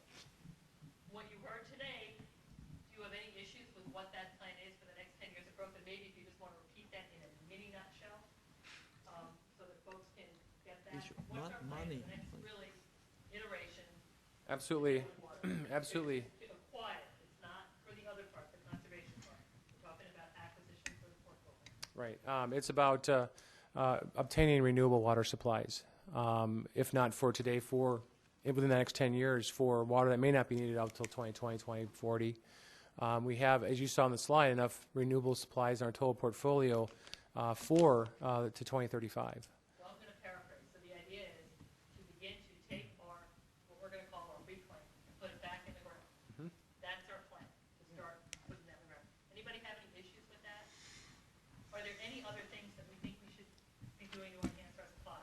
Go, Chuck. Well, just for a second, I'd like to introduce Vicki Hamilton. She's with the Planning Commission, and ask if you have any comments or information you'd like to share with us at this point. The only thing I was going to mention something earlier when Alan was talking,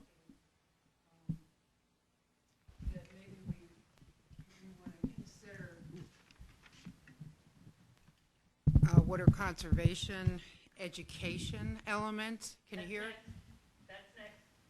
Oh, We will, yes. okay. We're getting there. All right. Okay. Wait, we're just on portfolio now. I know I'm being a little intellectual. We're just on portfolio. Okay, you might. Go ahead. My I might question's interrupt off, but you. this is like a beyond elementary, and maybe this was explained and I was daydreaming. Is the private north of I-10 and public south of I-10 something that we are going to continue to have? Why do we have it that way? It's a great question. It wasn't discussed. Right. The city has, it's a chicken and the egg. A private water company was delivering water north of I-10. The city's water service area, they've now grown and they now meet at I-10. That's the best way to explain it.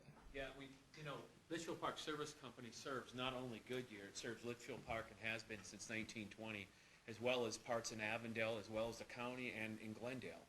And we're kind of on the edge of Buckeye, too, doing some other things with them. So we service many more areas than just Goodyear, although Goodyear's about 70% of our entire area. But we're private individuals, been here for a very, very long time, and we expand our service territory and service many people. And just west of Liberty Utilities is EPCOR. And so we have other private water companies that are, some of them are in the business of acquisition water companies. So they change hands from time to time based on investment pools that are out there. And water is a sound investment. So there is other private water utilities in and around Goodyear. The answer is no. Right. Do you guys like wrestle at all, like the two of you? Like We are best of friends.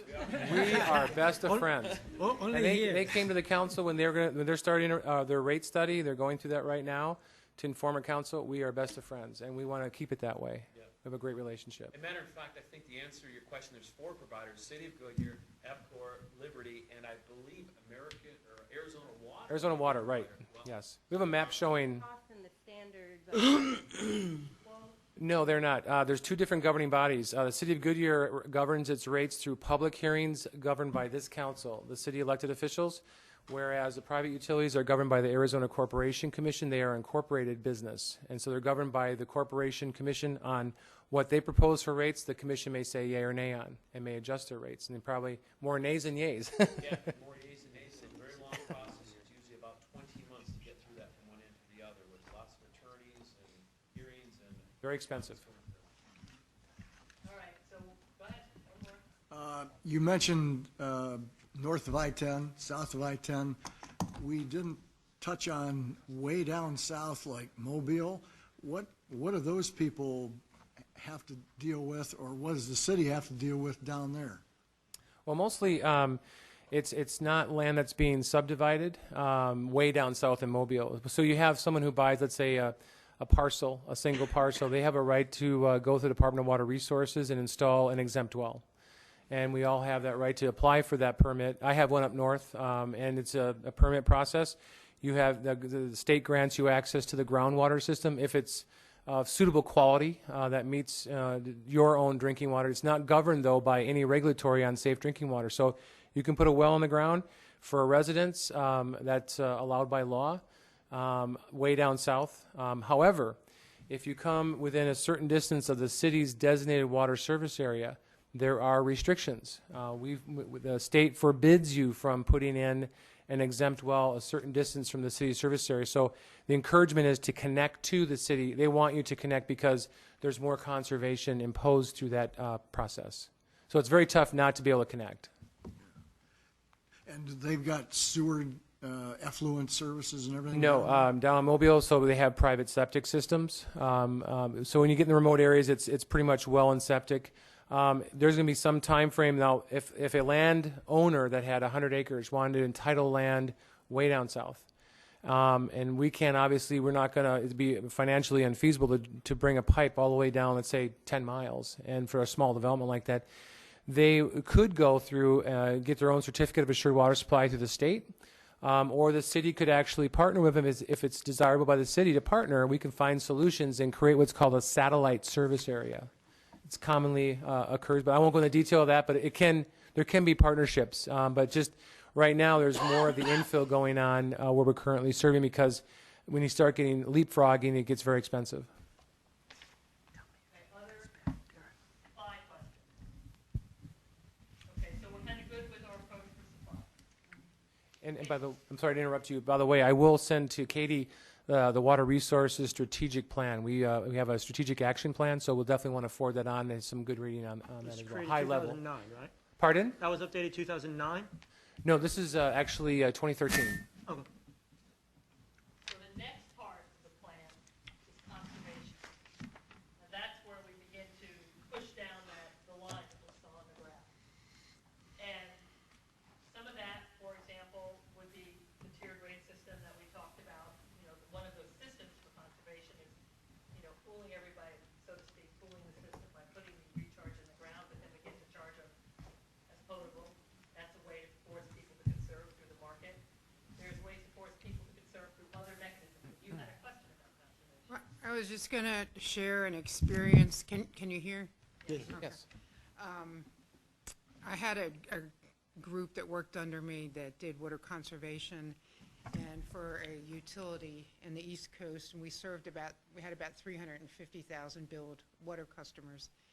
And what we learned over the long haul was that it was more important to start when they were young. And our water conservation program started with second and third graders. We actually went into the elementary schools, read them children's books about water conservation. Then we invited them for tours of our water treatment plants where we further educated them about water conservation. We celebrated Public Works Day and Waterworks Day through the American Waterworks Association.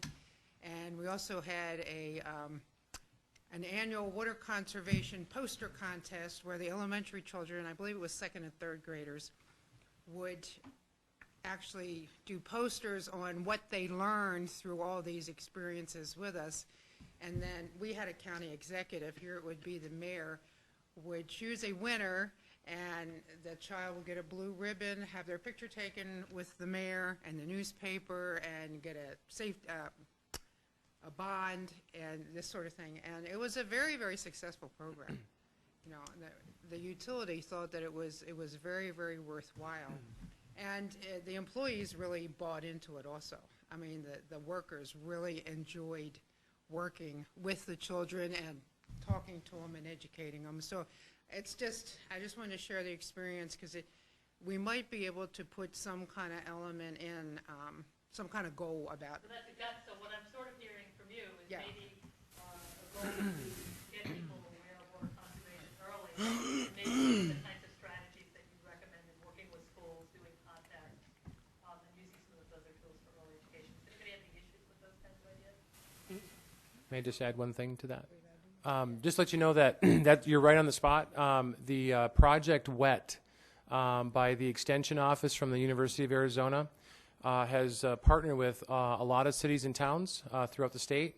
And what they do is exactly that. They're targeting fourth graders, and they have an annual water festival, and they also get into the curriculum within each of the schools in the fourth grade. So you're absolutely correct. There's that program, and the city has actually partnered to start that process. We've already had a water festival, and we're trying to introduce the core curriculum in the fourth grade with water conservation, water education components. So you're right on spot. Okay. Thank you. Other kinds of ideas or thoughts? I know I see cards.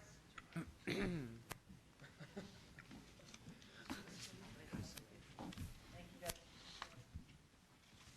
Okay, so I'm going to kind of go through these. Oh, I got some more too. Whoops. Thank you, thank you, thank you. Gosh, you guys were right away, man. Some of them are kind of answered So already. what I'm going to do is read these, and if we're good with the comment, I'm just kind of also watching the clock a little bit. If we're good with the comment, we're good, but if we think we want to elaborate, feel free to elaborate, all right? So I don't want to cut anybody off. So, develop, communicate, enforce for water conservation, requirements for various clients, residential, industrial, agricultural, open turf utilities. Who was that? Okay, so what I'm hearing you say, and I'm just going to do this so I can, is what you're saying is we really need to have a variety of conservation requirements for all these different kinds of uses. Somebody's got to develop them, communicate them, educate, and then monitor, yes. Great, okay. I'm just going to flip around. One thing, I don't know if we mentioned that we do have a water conservation plan. So kind of like some of the other master plans we've been talking about, the general plan is going to be up here, and then we do have this water conservation plan that is going to really get detailed. So I'd like to, you know, we should promote education and, you know, things like that, just so you guys know, I mean, keep the ideas coming, but I just wanted to let you know that we do have a plan that gets into detail. We'll put it on the web? We'll put it on the web. Okay, these are just great ideas, so I'm going to read them off. If anyone has heartburn over them, let me know. The city should provide water conservation seminars and classes. We may be doing this now, but people may not know about it. The city could implement rain catching programs and have classes for teaching residents. Anybody have any issues with those kinds of ideas? Is there enough rain for it to be worth? That's 480, right? Hey, last 2 weeks. 7 inches a year, folks. General focus on quantity of life to quality of life, not focus on trying to increase population, which sees a massive increase in water use as well as the cost, but rather find uses for current water that could be used for an increase in the current population's quality. Who wrote that? Help me out with that. Basically going back to what Chuck said at the very beginning of the meeting is we're in the desert, there's very limited supply of water. We also don't, as a city, exist in a vacuum. There's a whole lot of other cities in the valley that are all using water, and a lot of them use tap water. Going off the numbers that you were showing us, I mean, even with the adjusted water usage, it's still looking at almost 5 times the amount of water that we're using now by a build out, and I know we'll never fully get to that, but that's still a lot more water than we use now. And when people complain about like $1 increase for like garbage services or something like that, I can imagine how much water is going to be increased in value for what we have to pay.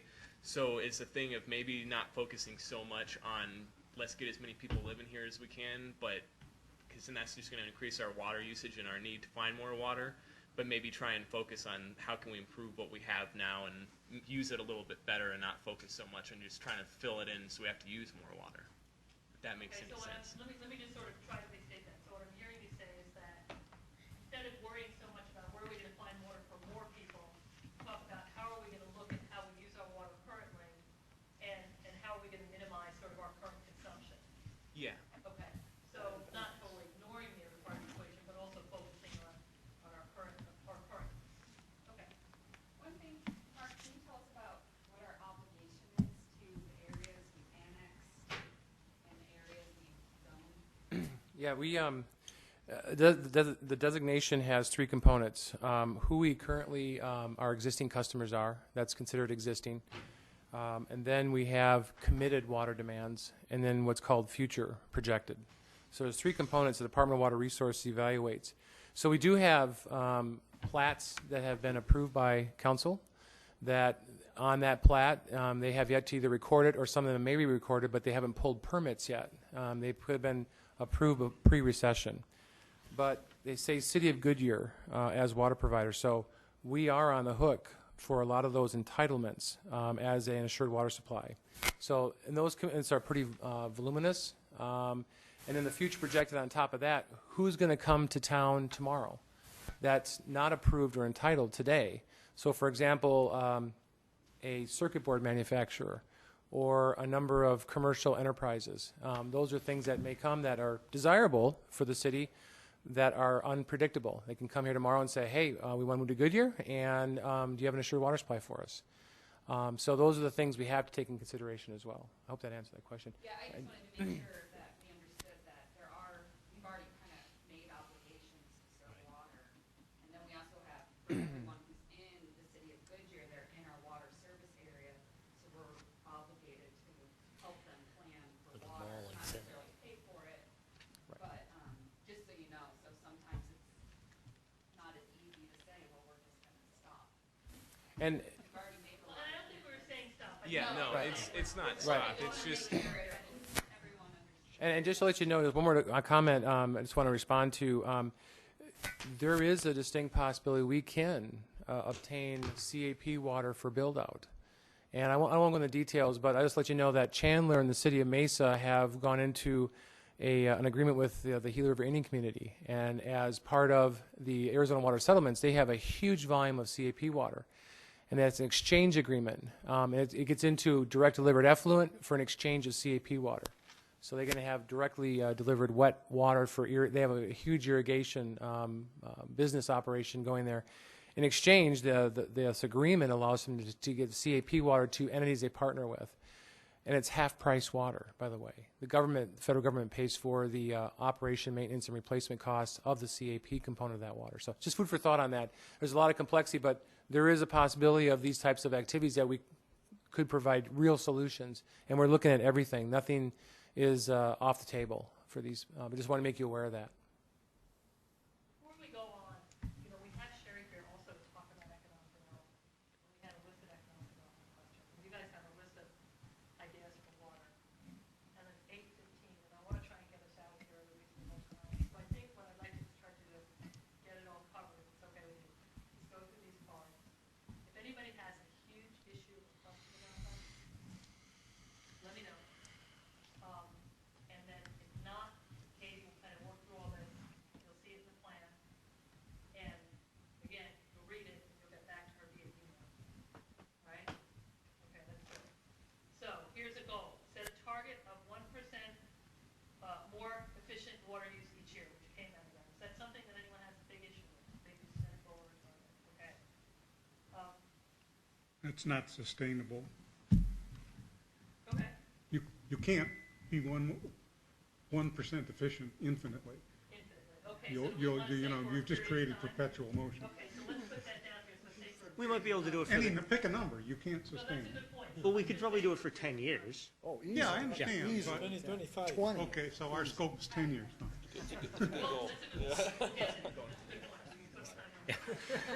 No, we need negative one. Here's another one. Develop a strict and specific peak buffering plan, include moving away from water-intensive land use. Let me throw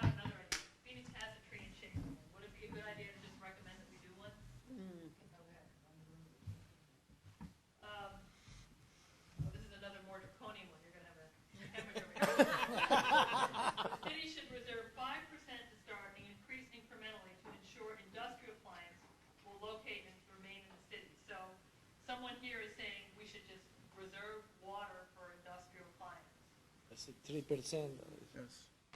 As needed, I think. Without We're at us, we 4% right now, right? Correct. That is So correct. 5% is not a lot, so we're making provision for future industrial clients. Like you just said, semiconductor people want to come in. Let me throw out an idea here. I think that putting a hard number in with something like this is a scary thing to do. But how about if we do put some policies in the plan where the city considers water priorities so that we can continue to balance economic development with housing growth? Is that maybe a little bit more of a reasonable approach? It's pretty. The problem with throwing out a number, as I see, is if you don't meet it, it can hurt you as much as meeting it could have helped you. So how about if we Is try there with- is there a way to say, like, I mean, this is, we're talking about it 10 years before we're going to be back Right. here doing this again. Is there a way to put something in the plan that come next general plan, if that number's gone up from like 3 to 6 or 7% with a massive increase, to say, okay, maybe we do need to review this and see if Continue there's, to monitor yeah. something like that. That's a great Yeah. suggestion. How about that? Or, Continue to or, monitor yeah, suggestions. or a cap, or. Okay. All right. Superfund site mitigation plans and support must include an EPA-approved supported mitigation plan. So I'm sure this is for the plume, and so, yes. Yeah, Yes. EPA is So there. we're clearly doing this, but what I'm hearing is someone saying, let's not ignore the fact that it exists in the plan, and put some guidance in the plan that we need to keep continuing to work to solve the problem. Is that a fair interpretation of this card? Yes. Okay. Yes. And then Attila the Hun. All right. Water. Encourage reclaimed water for subdivision and commercial landscaping, and support the retrofit of existing subdivisions for reclaimed water use for landscaping. Anybody have any issues? Let me throw out some ideas here. One of the things that I've learned, that as subdivisions age, I live in one of them in Phoenix, their water, their irrigation equipment gets old, and they use enormous amounts of water. And the HOAs don't like it because they're paying for the water, so they kind of self-monitor. A lot of jurisdictions, what they'll do is they have people that assist in developing water budgets. They have people that go out and work with these HOAs to help them identify where they could be more efficient with water. And I think this is sort of what this part is trying to say. With the ones we have, let's work with them to be more efficient. As they age, let's help them deal with it. That would be the retrofit, right? Because you're not going to go in and pull everything up that's still working. But as it begins to break, that's when we want to retrofit. And then the other part is for the new stuff, let's do it wisely. No? Retrofitting means adding more, not changing something or just replacing what's there. If you don't have purple water capability now, you have to add infrastructure to get it. But it doesn't have to be purple. You can use more efficient timers on your sprinkler system. You Well, can that's change. not what he said. He said encourage the people to retrofit Okay, so so they let's could say- use effluent water. No, well, that's a good point. Okay, so we'll take that out. So do we have, maybe not say to force people to use reclaim, but as people begin to re-examine their water use, get them to use water more efficiently? It's a good catch. Is that all right with folks? Okay, I know I'm kind of pushing this through, but, all right. There's a question about health consequences from purple pipe water. You know, that, I will tell you that is up in the air, because I've worked with a lot of jurisdictions that argue it. But I think that's straight purple pipe water. And when you're putting that water back in the ground, it's a different kind of a discussion. So who asked that question? Just a general question. Just a general? You want to give a mini answer? Yes, there's never been any health-related incidents relating to the ingestion of reclaimed water. For example, if a child had gone into golf course lakes and happened to ingest, basically it's virtually Class A plus effluent is virtually potable water. But yeah, it's a great point. But anything that uses effluent has to be signed. So the point of use, if it's a golf course lake or if it's irrigated landscaping, there should be signs that say the water being used is reclaimed. And if they're not, you should bring it to somebody's attention. There is a warning. And there are places you're allowed to use it. We have a diversify our water supply card, but I think we already agreed to that, the work that's going in. Use gray water for all future city irrigation. And then kind of purple something sprinklers, which would be reclaimed sprinklers, I'm guessing. So has anybody got any major issues where there's some policies where the city pushes for reclaimed irrigation? Yeah, number one is we can't confuse gray water with reclaimed water. Gray water is something that you can collect from your home and have it plumbed into a storage facility on your premise, and then use gray water for irrigation. There is law that prohibits the use of gray water based on if you're in a designated service area, because the goal of building a reclamation facility is to, in the city, and all of you pay a sewer bill, is to collect all of that water back, efficiently treat it to a very high standard, and get the maximum reuse from that water. Once again, the gray water system it's a single reuse. You're now diminishing that water supply back, it seems like a great concept. Hey, we're using less water at home, but the problem is it goes back similar to the purple pipe. You get one reuse, we don't get that 40% back, and now you have a more substantial loss of that resource. Okay, so I have a modification for this. How about there's some policies in the plan that encourage the collection of rainwater and the use of that kinds of stuff for irrigation? Tucson has a huge rainwater policy, and a huge, they have I think it's the watershed management group that provides barrels and things like that. How about if we put some policies in the plan that really talk about that individual kind of small scale, local reclamation? That was kind of part of what I had brought that up before, because there's actually, I can't remember who does it in the valley, but there's someone in the valley that does seminars and classes where you can go, and you can go and they actually will give you the barrel and all this stuff to make the whole rain catching kit and set it up. There are developments who are actually, I'm sorry to interrupt, there are developments that are looking at development-wide macro rainwater. A single home, the point was made, do we get much rain here? About 7 to 10 inches per year. And it usually comes in one big event usually. It depends on the size of the tank. If you have a 10,000 gallon tank, you might get 10,000 gallons in that? Okay. Okay.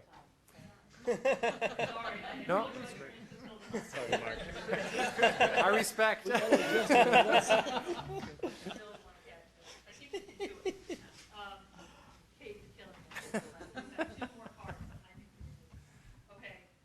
Regulate water use for commercial and industrial. We talked about that. And ensure that future commercial and industrial use non-potable water. So maybe try to begin to shift some of that wherever we can. Shift non-potable over to commercial and industrial. Again, that becomes sort of a moot point that the city is taking now. So I'm assuming that no one's really upset with that approach, right? Yeah. Okay. No. Okay. And then this is just a question, and I think what we could do is what guidelines and regulations does the city have for landscaping in public parks and public spaces? And I know that the city does look at that. I know that there are landscape design guidelines that restrict the amount of turf, that encourage the use of native plants, and things like that. So all that stuff is sort of in place now for encouraging water conservation. And I know that as subdivisions come through, they have landscape plans that need to be reviewed. All of that stuff is addressed from that lens of water conservation. I can send you an email summarizing. Okay, we'll do that. We'll put that on. For any other water. Interestingly, we've had this conversation internally about the amount of landscaping, how it access and ensures, aesthetic, effectiveness, barriers it might create for visibility, homelessness, maintenance, all these sorts of things. One thing the private sector does in most cases is they actually put more landscaping in than our ordinance currently requires. And whether that's reaction to kind of the xeriscape or whether they think that's a market condition, we're not exactly sure, but there's a dynamic going on there where as things start to mature that we have kind of overgrown landscaping. Okay, so I'm going to take a risk here. We have, first of all, I think, or we have any other questions or comments or burning issues on the ordinance? Okay, so Katie's going to put this element together. We're going to get it back, right? We know the system. Thank you so much. Thank you. Thank you, Mark. One of the things we had Sherry here for was to talk about economic development. We sort of left that topic out. And we had a list of questions from Sherry. We're also really short on just meeting dates and times. We've got a lot of material to cover in a limited amount of time. So I'm going to just throw out an idea, and why don't you guys give me some feedback? There was a list of unanswered questions that we want Sherry to come back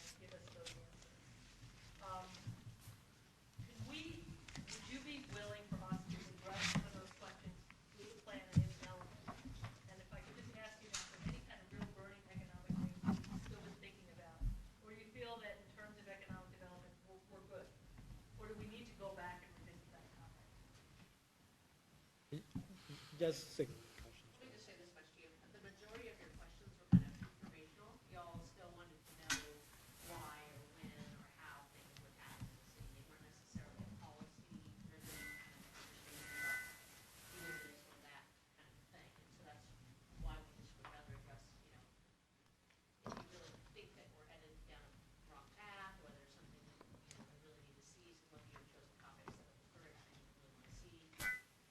Throw some of those things out and see if we can help address it. And I apologize, I believe that was probably sessions, I missed 2 sessions, so it might have been discussed then.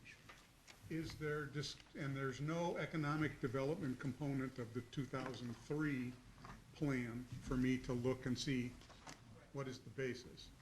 Does what we are proposing and what, forgive me, you all discussed, talk about the concept of what we as a general plan are willing to allow the city to do or recommend that they don't do in terms of financial incentives and how we do those sorts of things? Is that addressed in what's been discussed on economic development? Typically, the plan doesn't address that. I think the plan policy would be broader to say, encourage these kinds of things, and here are some tools.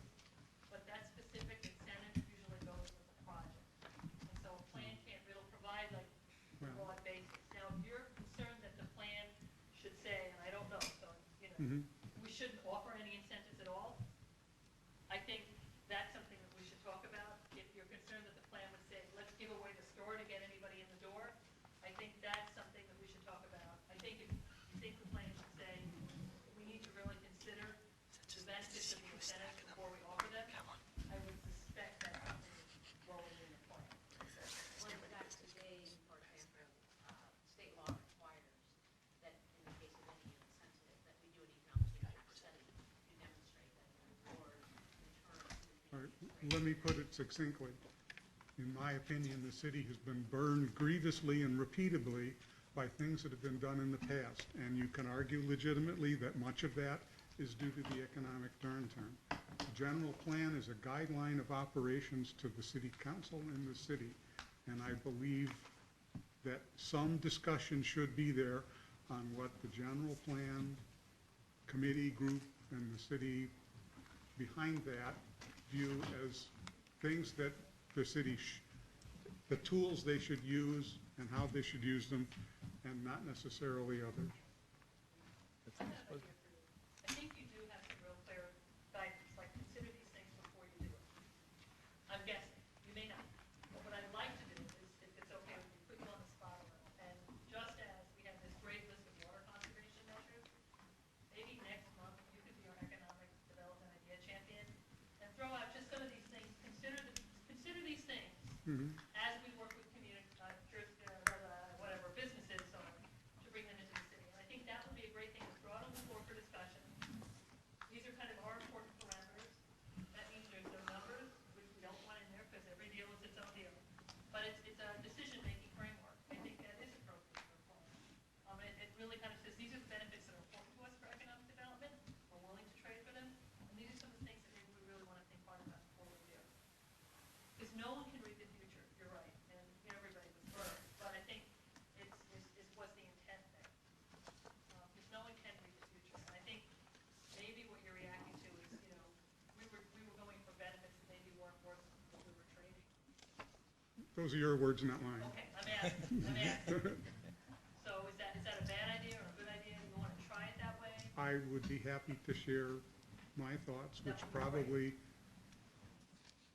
get to the point of 2, 3, or 4 recommendations. That's fantastic. That would be recommendations for policy, not hard specific things. Because, I mean, that's the whole point of these idea champions, is so that your stuff gets in the plan. So, I mean, Okay. yeah. And like I say, I wasn't at those meetings, so I don't know what was, might have been done. We haven't had an economic development idea champion, I don't think, so it's got a job. And thank you for letting me assign it to you. I appreciate it. That's great. Sure. For economic development, did we talk about, or maybe it's specific, like types of businesses that we want to focus on as a community? Or and the scope of that, how large those projects might be, or how minimized might want those to be, or how diversified we might want it to be, or I wasn't sure if we talked about that or not. We got a lot of feedback at the open house meetings on, and I say there's two different things. There's businesses that provide services we want. So there's a whole list of restaurants and stores and all these things that people want to have in their community. And then the other thing I got was there's high-paying jobs, and we want those in our community. We want the people who live here to be able to work here, and we have a very highly educated, highly paid workforce or residents. We do. And right now, we have an economic development strategic plan going on where we're hiring experts to tell us what industries can we market to. And I think we really, for recruiting what businesses, we really need to rely on those experts to tell us who would come to Goodyear, who, what kind of businesses does our workforce serve? Because, it might be healthcare, it might be, biomedical or some of the other top things. We don't know. We don't know what that is, and I don't know if you want to jump in. Well, I think it's a really good question. And we actually have about more than half of the work done on the economic development strategic plan, for example. And what kind of folks around the country that are really good at this have advised us is be very limited in your scope. For example, one of the questions from the group was, what does the city spend on economic development? So typically, a program for a city our size is between maybe $1 million, $300,000, $1 million a year, depending on how many staff you have and what part of the country you're located. We spend about $650,000 on the economic development program, which, just like any other program in the city, about 70% is salaries and staffing.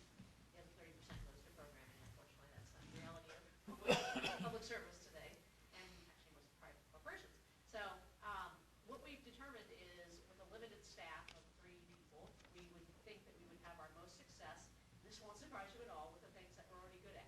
So, for example, if we took our census data and broke down who the employees in Goodyear are and where they work and what their education is and what their expertise is, you'd find that the majority are in aerospace, in healthcare, and in retail services. And surprisingly or not, the actual existing breakdown of uses by square footage in Goodyear today are highest in actually retail, the most largest, secondly healthcare, and then the third is aerospace. And so you do what you're good at. That's the first thing. You know that. And then secondly, are there subsets of that we're good at and things that we need in the community?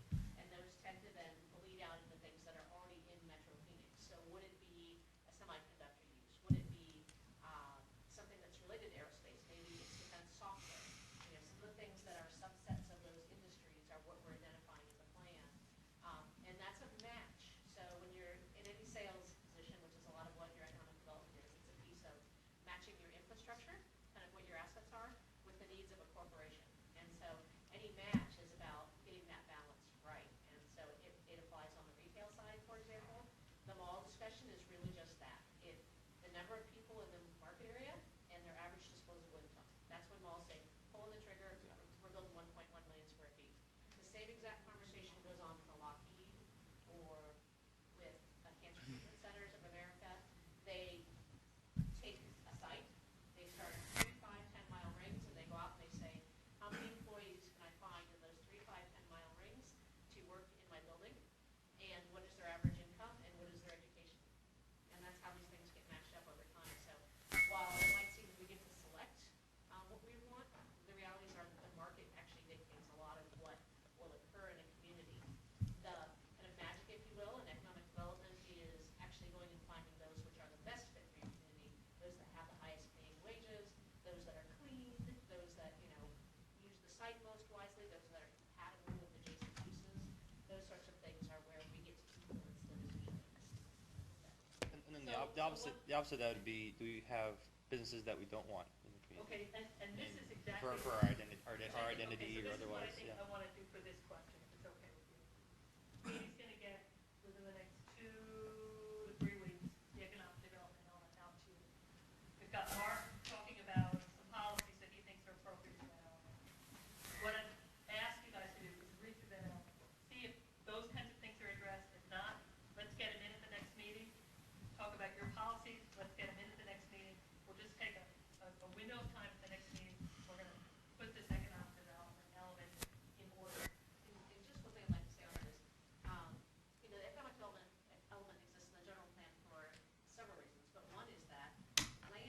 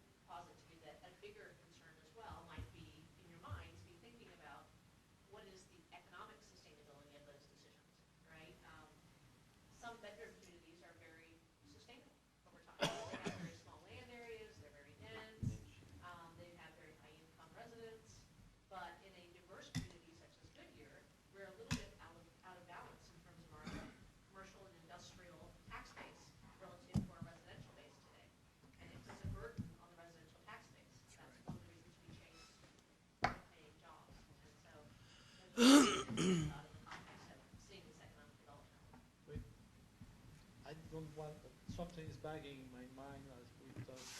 It is the fiduciary, I don't know the element of the fiduciary responsibility not to put the burden on the residents or increasing taxes or anything. It's something like, you know, the decision makers, there has to be an overall statement there where the decision makers have to live within the available resources and not to overcommit the city residents and the city as a whole, which is what we keep seeing. It is a repetitive basis, the sins of the So past. when you read that element, if you're not feeling that it addresses that balance, because I think what you're talking about is balance. Yeah. If it's not addressing that balance, that's something we're gonna deal with next month. Because I think at this point, economic development is such a mammoth topic that we need to just begin to nail its feet to the ground a little bit. And I think once we have the element in front of us, it'll give us all a better idea of what we're talking about, where we're going. Is it kind of giving us the framework that we want to give so that that strategic plan supports it, that the activities of the city support it, that the decision-making that we're saying we think is right is getting made. And that's got to go in that element. So I think on this particular one, it's better to have a straw man, and that would be the element. So that's why I'm suggesting this approach, just get a little more concrete. Fair? And also because it's between and I. Okay. So there's economic development. All right. The only other thing I have is just to remind you, you actually received the first 4 chapters of the general plan, and even the introductions in there, the table of contents. So I'm hoping it can start to show you a little better how I'm thinking we're gonna put this general plan together. Make sure you read the land use and transportation plan, which is in here, because that's what we're gonna discuss next month, so definitely do that. If you have comments on the other chapters, email them to me. Mark this up and give it to me next meeting, whatever works for you. I'm not gonna be able to give you a Word file of the land use plan, it's just too big. I'll be able to send you a PDF, but I can send you a Word file on the others, but it's just too big. So, yeah, I want you to look at this and start thinking, does this make sense? And start putting it together. Does it tell a story that how we put this plan together?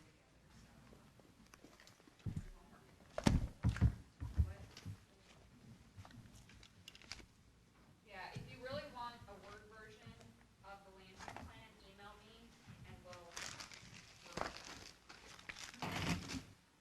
Am I correct, the table of contents of the document you have given us is the complete table of contents for the ultimate document? Yes, you don't have all those chapters. Okay, but it's trying so you know the you know, organization. if, and what's I think, coming. you know, if there's something that doesn't even fit in one of those slots, then it's not, still, the concept is coming. There's like 11 chapters. Because I'm comparing to this, Oh, I see. you know, and virtually all of these are in there somewhere, yeah.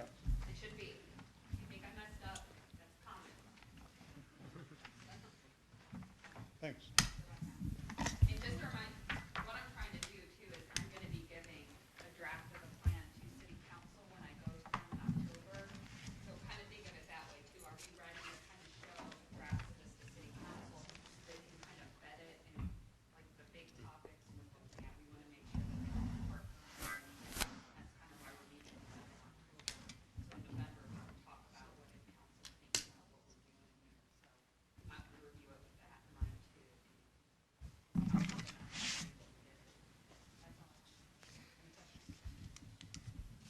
Very good meeting. I call this meeting adjourned.